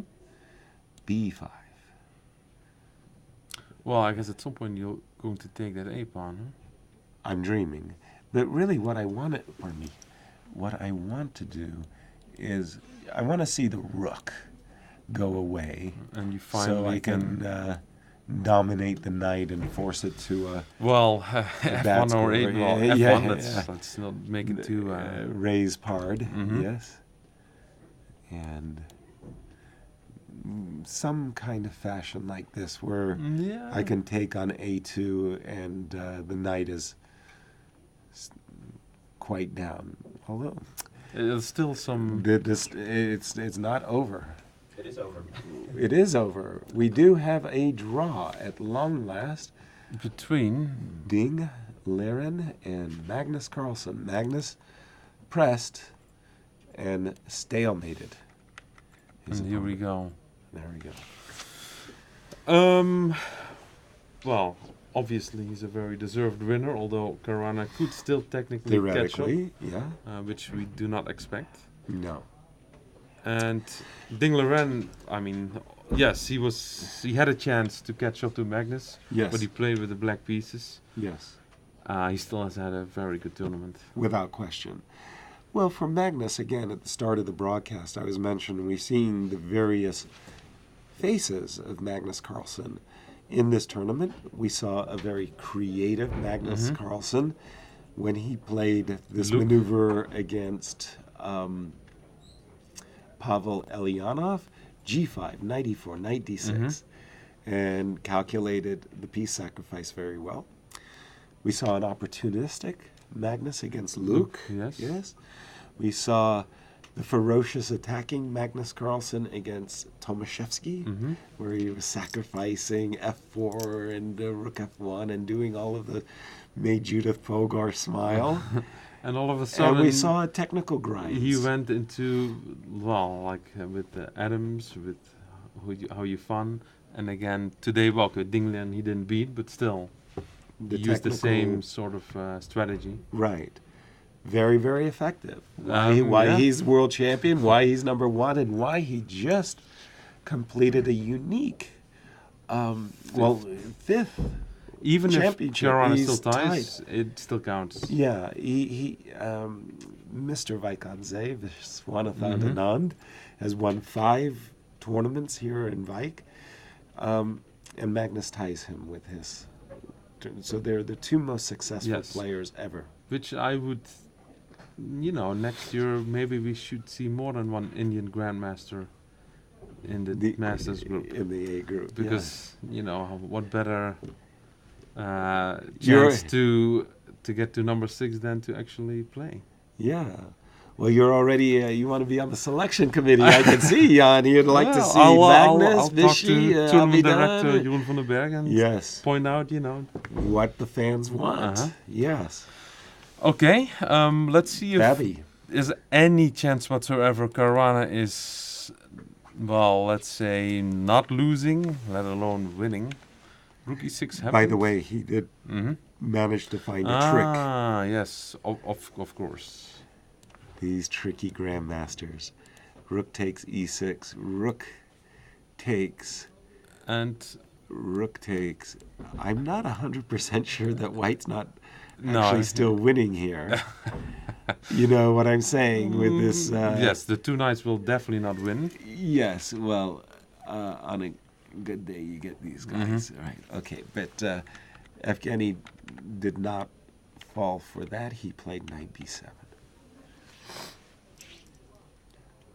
Okay. You gotta go rook d7. So, I mean, maybe it's looking a little silly to trade this awful knight. But it clears the board a little. Clears the bit, yeah. board, and I have some Very serious yeah. direct threat. I mean, you could still potentially drop the knight back to defend everything, but Not happy. what's How going to about happen? How about rook d6? Rook d6 just to prevent rook Yeah. c6.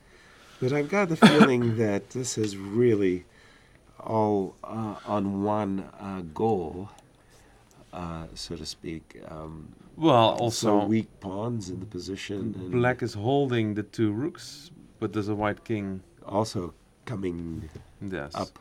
So Fabi nowhere close to winning this game, Yeah, and he did hoping that play- he can hold it. He Actually, played knight a5. knight a5. Yeah. which is a little bit more sensible, actually. Yeah, Because the knight on on a4 is is really such just you such a don't want that. miserable piece. And You rook know? c6 is again a serious. So, hey, we have a special guest. I'll give up my seat. Jan, thank you so much. Magnus, congratulations. World Chess Champion Magnus Carlsen, the winner of 2016, your fifth win. Yeah, well, I don't know yet whether it will be shared or clear, but it seems very, very likely. Very likely Yeah. to be clear, yes. This was a terrible game, by the way, by Fabi. He was just so busted. It was, Yeah, but I think Bishop E3 let him back in the game a bit. Yeah, could you just, what goes through a Grandmaster's mind that, just a second, where did they, Well, I mean, this how is could lost you in not some. take how could he not take on F6? I don't know. I don't know, I you don't know. have no idea. So Well, tell us, give us your overall impression of the tournament. You had a good event? yeah, it was a bit like last year. So there was a A careful. wobble? Careful start to say the least, and Yes. then a good stretch in the middle, and then well, solid finish. Right. Well, I had the impression that all the stars had aligned in your favor, and when Hui Fan lost this king and pawn ending, it Yeah. was sort of like, okay, you were being gifted the tournament. Yeah. I couldn't imagine that in round 13 it wasn't over, but it wasn't. Take us through your game today, Magnus. Actually, you know, the game with Hu Yifan, it isn't quite as easy a draw as I thought it was. I thought it was just Dead? completely dead, but there are some ways I can triangulate so that she needs to play A5. kind of accurately, like when she goes a5, then I go b4, I take on a5, and basically king c3 and king d7 is a mutual sugsang. So she just needs to make sure that Okay. doesn't happen. So some kind of corresponding squares. Yeah, yeah. So, And she has to be careful. yeah, a little bit careful.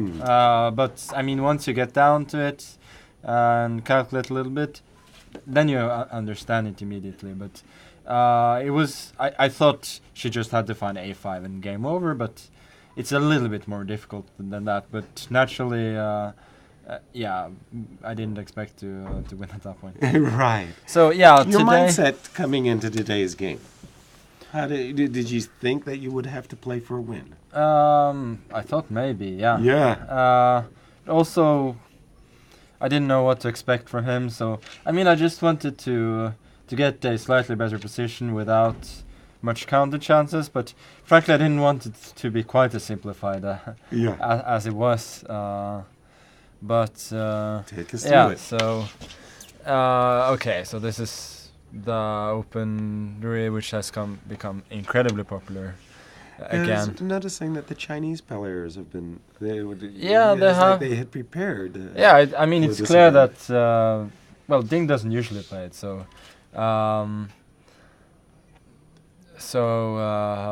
then you know I surely got some input from Wei on this. Very good. Were you aware that the game of Wesley So and Mickey Adams was the exact same position? Yeah, I was. I mean, has that happened to you before? That in an elite tournament, you're playing the exact same position on two boards? No, it's a bit strange because most people don't actually go for this endgame with white. They go bishop b1 and some. Right. But yeah, I mean. You weren't waiting and watching his board, right? You just No, I mean they were a little bit ahead, but this is the way you play for white anyway. So. Okay. And what's your impression overall? Yeah, no. Okay, so I feel that c4 is the only chance. By the way, Rook H5, I think, was Yeah, the Rook H5 was deviation. yeah. I think Rook E5 is more normal, but Okay. anyway, Rook C4 B4. Yeah, okay. Again, if he gets bishop c5, then it's just and rook d1 immediately. Then rook d5 comes, and yeah. So this, I was a bit surprised by bishop f6. Somehow here I was calculating some forced draws with e5, and this idea, which looks quite Repulsive. stupid. Yes. Yeah, absolutely repulsive. But he goes a5, a4, and I didn't really see what to do, so I can do something like this.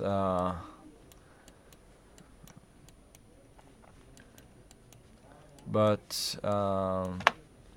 These were the first draws yeah, that this you were were calculating. something like this. Wow.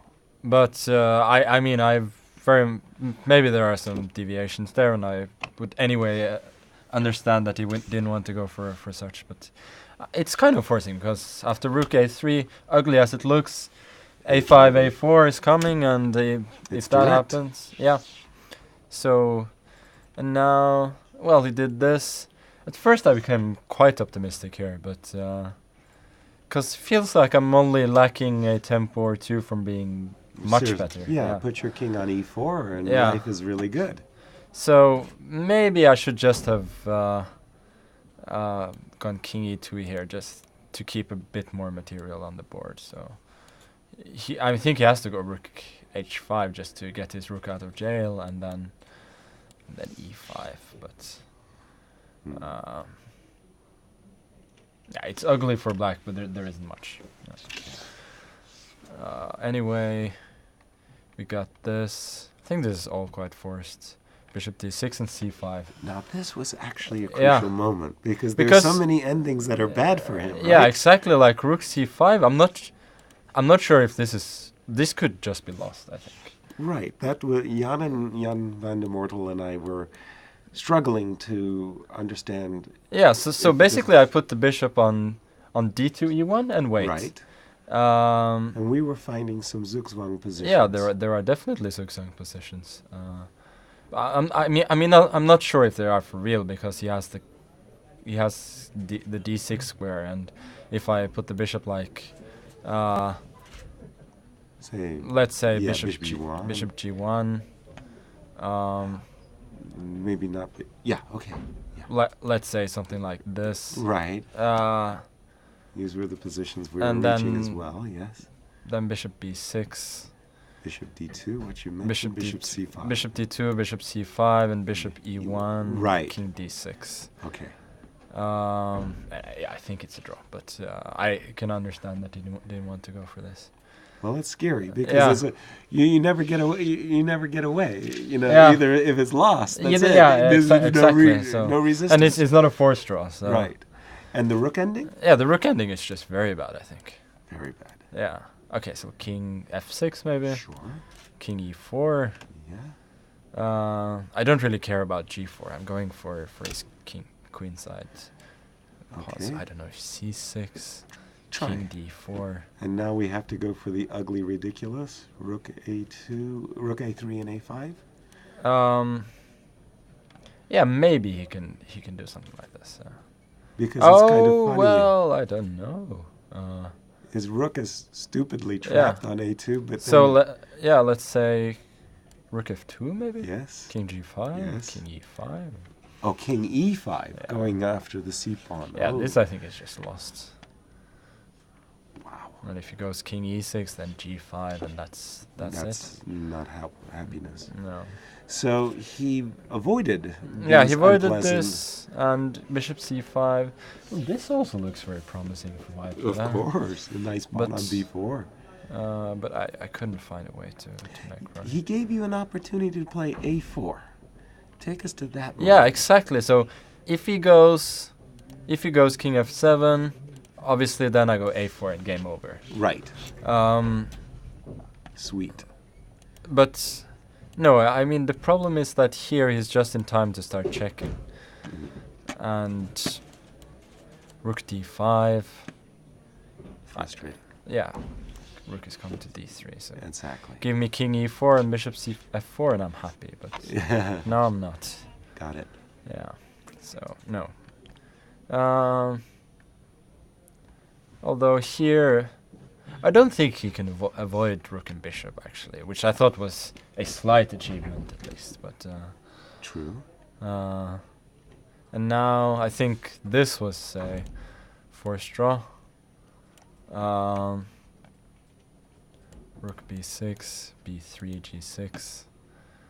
The thing is that bishop f8, rook b8 is always unpleasant. Maybe now he has rook a4 to b4, but well, maybe it doesn't matter. Like this. Oh, he can take him. Shit. Okay. Anyway, what I was calculating was this. Rook b4. So if I take, then I don't think there is any mate, so I have to go for this. Oops. And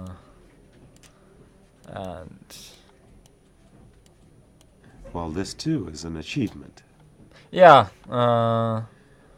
but because Yeah. you could get your queen to f5 and to b1. yeah, I could do something like this, but I didn't really. You mean the king, rook, and pawn against king and queen? That must be completely. He had something similar, against Wei Yi in the World Cup. Yes. He had a pawn on a2, but then his king was a bit over on the queen side, and then. But I figure here it must be an easy draw. Anyway, I thought better to go for rook and bishop. But then, he knew his stuff, so. Which is a good thing. Yeah. Tell us about your own experience with rook and bishop versus rook. Have you played it before in classical games? Yeah, I had it here in 2007. Defended it against Luke. Successfully. Yeah, that was maybe the one bright spot in my tournament back then. I think I remember you were defeating Erwin with rook and knight. Yeah, rook and knight versus rook. Have you won with rook and bishop versus rook? No, I've never played it. Oh, sorry. I've never been on the attacking side. At least I don't think so. So, I mean, it's a bit strange because there have been instances where my opponent could have gone for it and maybe should have. Yeah. But they didn't want to defend it and chose something else that lost. I've had it many times in Blitz. Of course. And won many of them. I mean, in Blitz it's harder, but yes. Let me ask you this question. So, have you studied this ending? Yeah. Actually sat down and spent an hour or two figuring out the various defenses, the second rank defense, the Zen defense, and so on. Yeah. You do. Basically, there are just two, and it was a little bit annoying that I could only make him show the second rank defense. But I couldn't see any way to avoid that. But yeah, I think at least. Well, first of all, I think as a professional, you have to try and win rook and bishop. And for the people watching, it was a good example of how to defend it by ding. Very good. Yeah. Overall thoughts about the tournament? I was really impressed by the fan turnout at the Railway Museum. That was amazing. Have you been, well, maybe Chennai, you were overwhelmed by fans, but that was one of the most amazing numbers. It was very good. My own game wasn't very exciting then, but I noticed. yeah, to see such a turnout was wonderful. Very nice, yeah. That's the way we like it. 5 times you've been the champion of Wijk aan Zee, but you've sharing the record with Vishy Anand. Are you, how do you say, ambitious to win it again? The last 3 times I played it now, I won it. So, obviously, I want to take that record. Yeah. Lovely. Let's just see what happens with Fabi's game. With Fabi's game. So this I messed up. Just all the way near the bottom. Yeah. Okay. Oh, wait. I did something wrong here. No. View. Rotation. Okay. There we go. So let's just go back a little bit. Yeah, It we looked have very. to Yes. click this. Huh? It looked really awful. Like, okay, so like here. Well, first of all, I guess bishop f6 and then rook f2 probably just wins. Exactly. That was the easiest, shall Yeah. we say. And I think also rook f2 immediately. Mm-hmm. Well, your queen. You're Yeah, the saying queen queen is- is trapped. Yeah. That's a bit embarrassing. Yeah, I think it should. I mean, as far as I could see, rook f2 was maybe the simplest because you don't want to give up this bishop if you don't have to. And then, I mean, I was looking at the game a little bit at this point, and it was clear from Yevgeny's face that he had just missed queen b2, or he was not very happy to have to play this position. Right.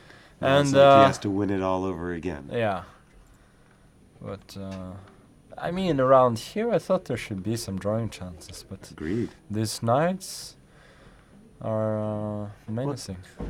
Well, they look pretty, but I didn't understand. Okay, continue. The problem is, yeah, the black has now got a pretty solid setup, but it's not so easy to improve his position. Mm-hmm. Well, we want to get the pawn to h4, but he Exactly. probably won't allow that. Well, let's So- see how the game went, because this was all good. h5. And now here, a very strange thing happened to my mind, which was a little illogical. Babby basically said, I'm going to go knight a5, knight c5, knight, and I'm just going to keep the position. You do Yeah. something. And then he went and struck with g5, g4, Yeah, this was... like was a mix, a very strange mix. I had expected him to play knight on f6 to d7, put the rook on h8 and play h4, what you were saying that you should Yeah. play for h4. Yeah, the knight on f6 is the worst placed piece, probably. So Exactly. should do something about it. But let's see how he defended. Yeah. He was in a little bit of time trouble, Yeah. okay?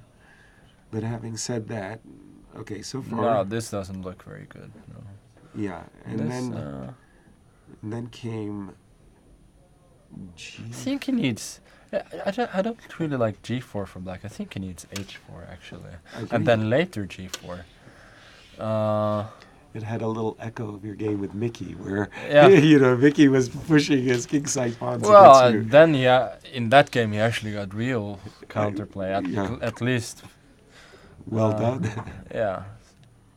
No, I mean, in that game I thought that at first that this wasn't dangerous, I was controlling it, and then started seeing all kinds of ghosts, and in the end just decided to get rid of all of it. And, yeah, so now... Knight a4. No, now after h3 I think... I mean, this is just horrible. Right. This I don't get at all. No, I think... Yeah, I think this is a good starting point. I mean, for black, if you want to find any chances. Well, just your perspective, on a scale of 1 to 10, is white's advantage a 5, a 6, a 7, or is it more significant? No, I I didn't think it it's- was that much. No, I really didn't. No, it's like 5 or something. Yeah. I mean, it's a huge advantage, but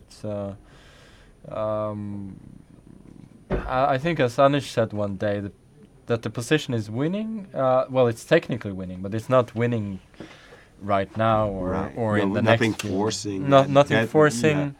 Black has some strong points Mm-hmm. and some, I think, possibilities for counterplay. Yeah. Well, Right. yeah. Yeah, I actually like this knight d7. Just keep out knight e5, rook h8, h4, and then ask him It's what a- to do. Exactly. How is the current situation? It looks like it really went all wrong. Yeah. So for here I black. think he. Sorry. I mean, he's playing it very, very carefully right here. Like, it getting- feels like, for instance, knight e4 Right. should be even better. Like maybe he has to go f5, then we give a check. King goes somewhere h6. I don't But know. this knight on h7 is making a horrible impression, Yeah. isn't it? Uh, Oh, this looks terrible. yeah, and something like knight d6. But I think he just wanted to win slowly but surely. Now he forces off the Captures the forces off the bishop. Rook e4. Well, rook d8 is the only move not to lose immediately, cause. Yes. But now, but this again is a little inconsistent to me. While you've started, why not trade off these knights? Like, Right. oh, rook d6, rook d6. And some holding chances. Yeah, so because I thought the rook was coming on c6 and then. Right.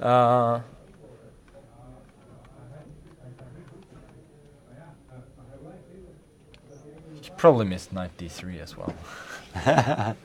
What is knight d3? Oh, It's- knight f4 check. Sorry. Yeah, after both the captures. Oh, how embarrassing. But now. Rook g8 has Rook been played. g8, Rook g8, knight e3 check have been played. king f3, Yes. knight c4. Yeah. Okay. Oops. Oops. Yeah. Game goes on, but The game goes on. obviously for black to win, you take a what they like to call a miracle. A miracle. A miracle. Magnus, thank you so much for joining us. Hearty congratulations once again on another successful Wijk aan Zee. Thank you. And, well, continued success. All Thank the you. best. Thank you. All the best. That was World Chess Champion Magnus Carlsen, the winner, or at least worst case co-winner of this year's 2016 Tata Steel Chess Festival. We're going to take a short break, and we will be back with our wrap-up of the excitement of this final round.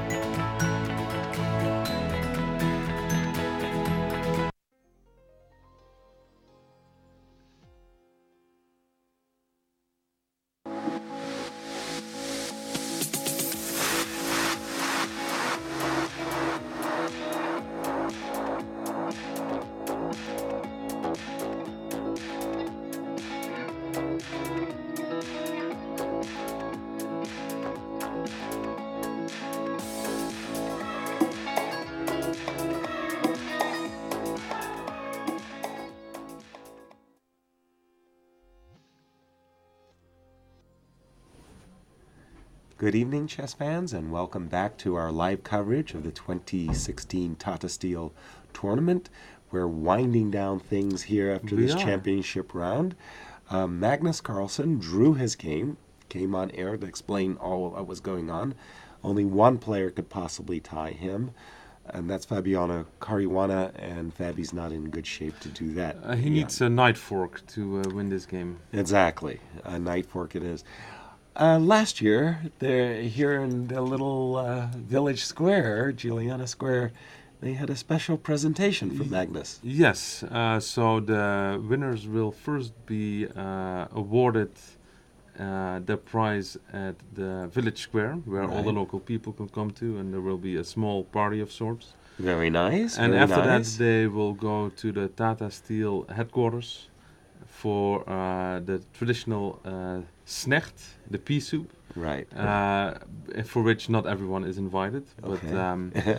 unfortunately, that used to be different. But so there will be two sort of ceremonies to honor the winners. I see. And there's a small video where we'll show last year's ceremony. Well, let's have a look.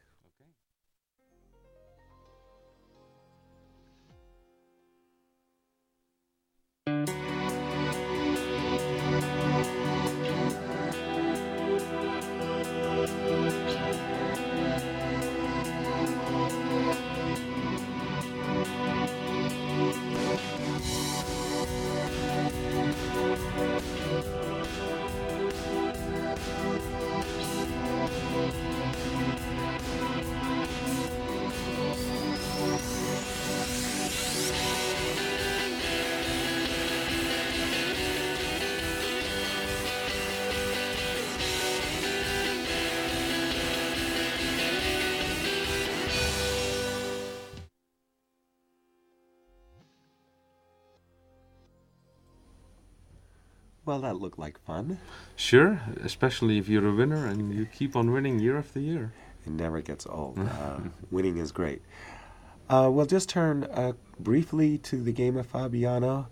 Tomaszewski, we think that Evgeny stands in a one position. And let's just slowly say. but surely he will convert his advantage. Exactly. There's just too many weak pawns that the knights can't handle all of these guys. You just somehow you get mixed up. You get mixed about. And if this knight, for example, on d6 ever gets driven back and is no longer eyeballing the pawn on a3, The he white releases knight, yes. the white knight to the d4 square, and that makes things easy. But in fact, I'm surprised. Fabiano did play the move knight f6. Frankly, I didn't see another move, so You're wondering what is black going to do? I see Oh, a trick. there's another trick, Oh, yes. no, please show it. Well, I it's fell never for too it. late to lose the game. Right. So, Or of losing course- the game, actually, maybe you still get some sort of... edge, this is not what you want. No, but it's just, those tricky knights. Yeah, so, in a blitz game, you might be able to lose this game many times with white. true that. We can all imagine ourselves losing it in a blitz game very easily. He plays rook c6. Yes, rook c6. So now, if you use the king to defend it like this, there's Well, a that's rook a big c5. difference. That's a check. Which, I guess, means that maybe you should play king f7. Yes. King f7 makes sense. Well, what can I say? There's still work to be done. It's Mhm. not completely over. I might think, at some point I'm going to even advance my king as white. Let me, Just put the rook a little bit out of reach. so I don't blunder it, Uh-huh. I think I've managed to lose it twice already. So let me Attacking do- two pawns at the same time is a nice job for the rook. I Well, guess. the idea is I'm thinking on a good day I'll move my knight to d4, Uh-huh. You'll take my pawn on a3. I'll take your pawn on a5, but maybe I'll also pick up the e6 guy. Yes. So, And in this position, I think once one black pawn goes, it collapses very Yes. rapidly. Yes? so now there's still a string that holds things together lightly. Yes. And once you cut the cord, it's done. Yes, it's like a dental floss kind of string. It can be annoying. It can be snapped. But, yeah, it's not a steel cable. Shall we take a quick Please. peek at how Anish Giri is doing in his defense against Yifan? It's remarkable that he has been able to lay so many difficult traps for Yifan. She sidestepped the first one, knight Knight e4, e4. that we were falling for. So king f7 is a nice looking move as far as that goes. Dare we say clever? Rook g3. Aha. Rook. Is rook h5 a threat? I think wouldn't she think wants so. to go rook h8. And king f6. Ah. Well, I'm not sure. No, I'm sure. So that stopped it. Uh-huh. And It's a very interesting concept that black used to now box in the white rook and g5. Then again, it has echoes of her game with Fabiano, where White's pieces got themselves entangled on the king side, and she just missed that opportunity of claiming victory in that game. The rook on g5 makes a very awkward impression. Again, I've been feeling for quite some time that Yifan was winning this game, and I just have to tip my hat and say, wow, Anish is. She wins this game. I think she's going to have the feeling that she won had the to game. win it like 5 times. Exactly, that type of thing. Are there any other games of that are still in progress? I think this is it. The challengers have concluded. Can we pull up a final Standings standings? for the challengers. We have a 3-way tie for first. Very rare in the challengers group. I've seen a number of Yes. champions. I think I've been here about 18 years now, and I don't think I've ever seen a 3-way in the challengers. Wow. But then again, I'm not getting younger, and my memory is not getting better. 18 years. In his debut, Abidan Bhaskaran is tied for first. Yes. Has Safarli played before? I can't remember. I don't think Safarli so. played. No, it's also his debut. In his debut, those two players, along with Alexei Drev, scored a very, very commendable 9 from 13 points. Benjamin Bach, bouncing back a little bit. Yes, he had some. He lost against Jordan Forest a few days ago, but as we see, he ended up ahead of Forest anyway to be the best Dutchman in the challengers. With 7 out of and a place he shared with Antipov. Disappointing result for the number 1 seed in the event, Dispior Nisipianu. He came in, I think, with high ambitions. 2 decisive games, lots of solid That's draws. a bit uncharacteristic, I would say. Exactly. Jordan, he brought a lot of Yes. excitement. Yes, I enjoyed very much following his games, especially his King's Gambit yesterday. It didn't work out, but he still made it a nice picture at the end by allowing this mate with the king on, what was it, A4? A5 or something. Well, yes. his king went all the way from G1, and we Indeed, saw indeed. it rolling all across the board. Also, Erwin Laami jumping in there 50%. Veteran player. A little disappointing. Yeah, I mean, he's played a few Masters in previous years where he actually did quite well. Yeah. So he cannot be happy. No. Sam Sevian, youth is basically unsound, but look at what he was doing. Yes. He was hitting the fences and striking out. I mean, I would say it's a nice tournament for him. Very I mean, much of course, so. he would have preferred to win, but you know, it's a tough field, and he certainly had some days where he was shining and some days where he was not. Exactly. So wait till his style matures, and we might see a Wesley So kinds of results suddenly. Zhu Wenjun, the number 2 rated lady from China, she impressed me. She handicapped herself severely. My goodness. She played in the New Zealand Open and just arrived the day of the opening ceremony. Well, just the My flight alone goodness. is just like Brutal. unbelievable. Wow. Well, she was jet lagged. That's for sure. But Batsiashvili, she has reason to complain that her score could have been significantly higher. could have been, but she had a few nice games. Miguel Admiral and Anna Haas. Dutch women's champion Anna Haas. Not an easy tournament. Not an easy tournament. But And 2 flashes in the pan where she really, got them good. yes, Yeah, including Nisipiano, the top seed. that alleviates a lot. But losing so many games is a real Yes, it can break a confidence. character. Confidence loss there. But at least it's better 4 draws, and all those losses that would have been even worse. But at least Good just point. 2 wins to look back at.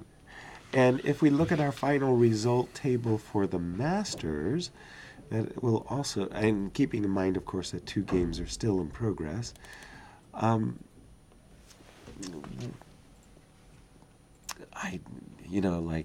I sit there and I say, you look at these cross tables and you see who was successful, but the cross table doesn't say enough. It doesn't tell you that David Navarra was stealing the thunder in nearly each and every round of our rounds. Yes, he was. Magnus Carlsen, as trademark play, was good enough.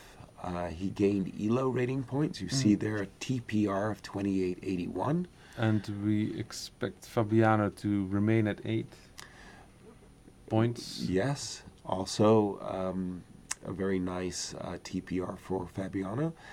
Ding Liren, a nice little breakthrough event, a single loss to Fabiano. Wesley So, if I can make a criticism from a bountiful achievement, undefeated, I want to see more ambition. Yes, you cannot win a tournament with that many draws. 12 out of 13 games drawn.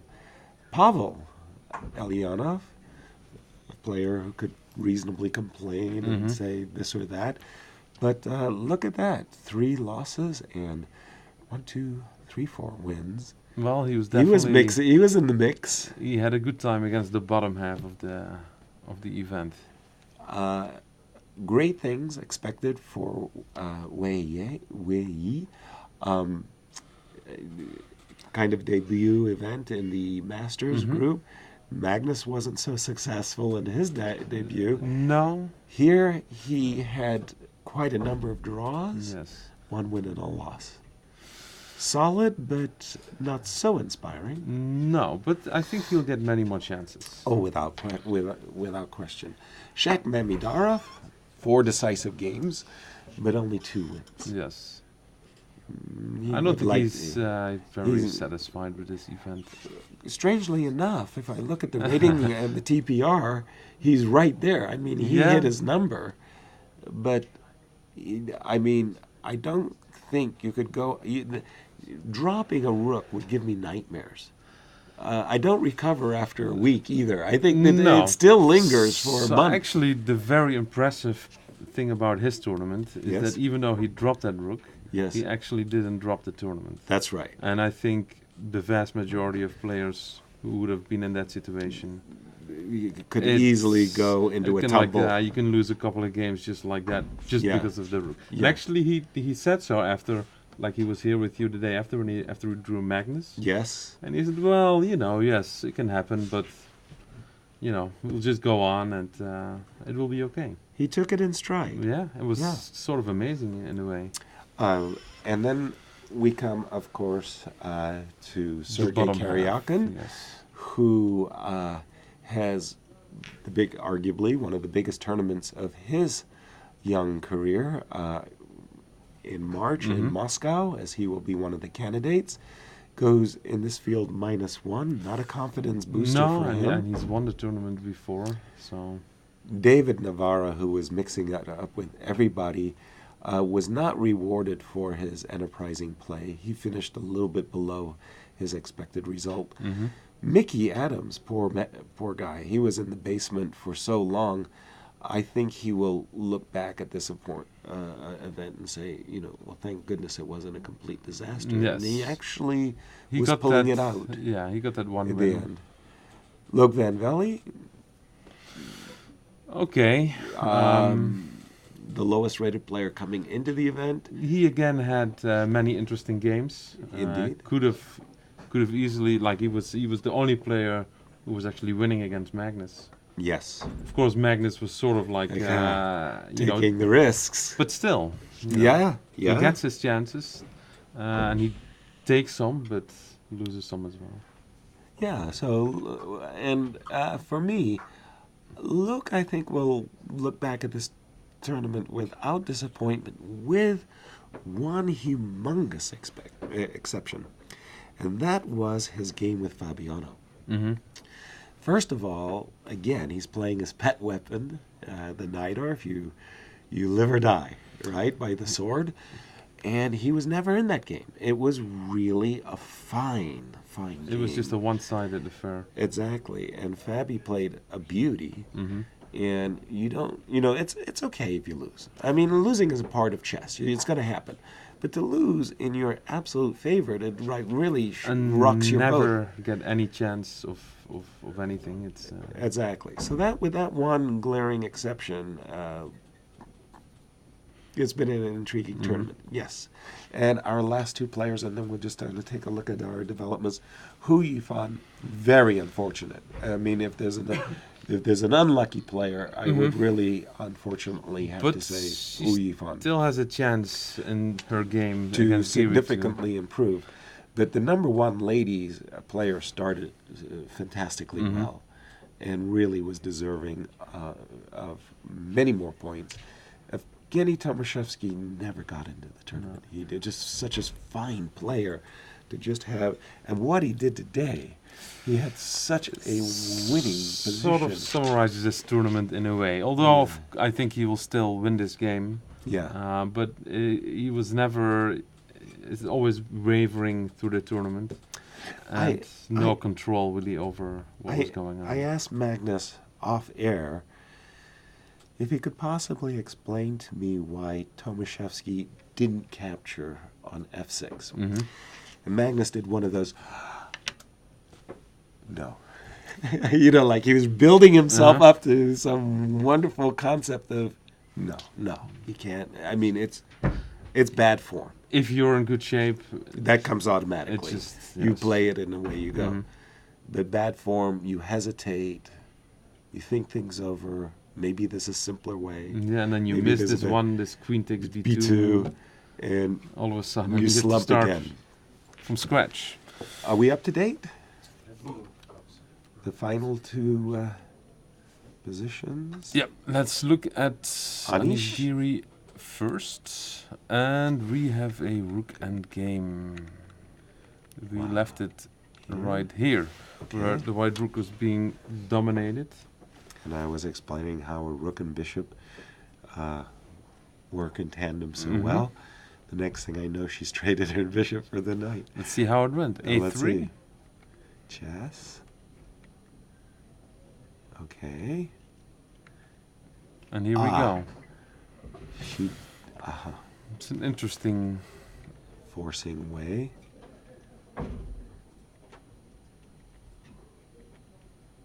Okay. And this is the position with black to move. This is the best position Anish has had in about 30 moves, Yes, now he he's doesn't. really close. He has no bad pieces left. Right, and he's really, really close. And it would not be the first escape in a rook endgame this That he's tournament. had. That is for sure. Okay, having said that, black needs to bring her king To to F4? F4 as quickly as possible. and somehow try to keep as many pawns on the queen side as possible. Obviously, if all 4 pawns on the queen side are traded off, It's an easy draw. it's an easy draw as white's king is comfortably close to the f pawn. Well, from the momentum perspective, Mm-hmm. Anish is going to draw this. I Uh-huh. mean, it's just The trend is it's going so in the clear, direction. right? I mean, it's not that he's lucky. He's not. I mean, he really put no, up he some makes good his resistance. own. He makes his own luck in that Yeah. sense. Yeah, But it's very remarkable to see him as, I mean, a really Houdini act. Yes. Yeah. Well, if it's black to move, what if you simply try to go after some of these pawns? I go after the a pawn, rook a8. Mhm. We're going to have a trade. And if we really do this, then soon we'll be trading all those pawns. a5 is virtually unstoppable Mhm. now, and that's why rook b4 is rook d4 Yes, it is doesn't cruising do to a anything. draw. Mm-hmm. But if you go king up, yes, the board, I'm thinking white should play rook b8. So your intention is to play a5, and then a6 and trying b7? something of this Mhm. nature. So I think we're going to call it a wrap, but what we're going to do is we're going to keep streaming the live video feed that from the webcams that you can see. Also, we're going to be recording the the closing ceremony and the prize giving that we will also stream later on the Tata Steel website. So look for that. On behalf of myself, Yasser Seirawan, Jan And van myself. Roel, Jan, it's been a great tournament. It has. really has. And we've been inspired, thrills and spills, as they say. And we hope you've enjoyed our coverage, and we want to thank you very much for joining with us. Bye for now.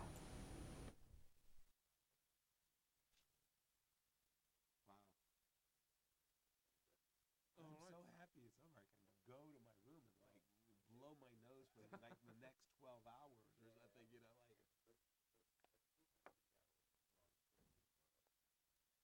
Who played A4? Anish did? What did the computer say about this ending of OU fan? +5?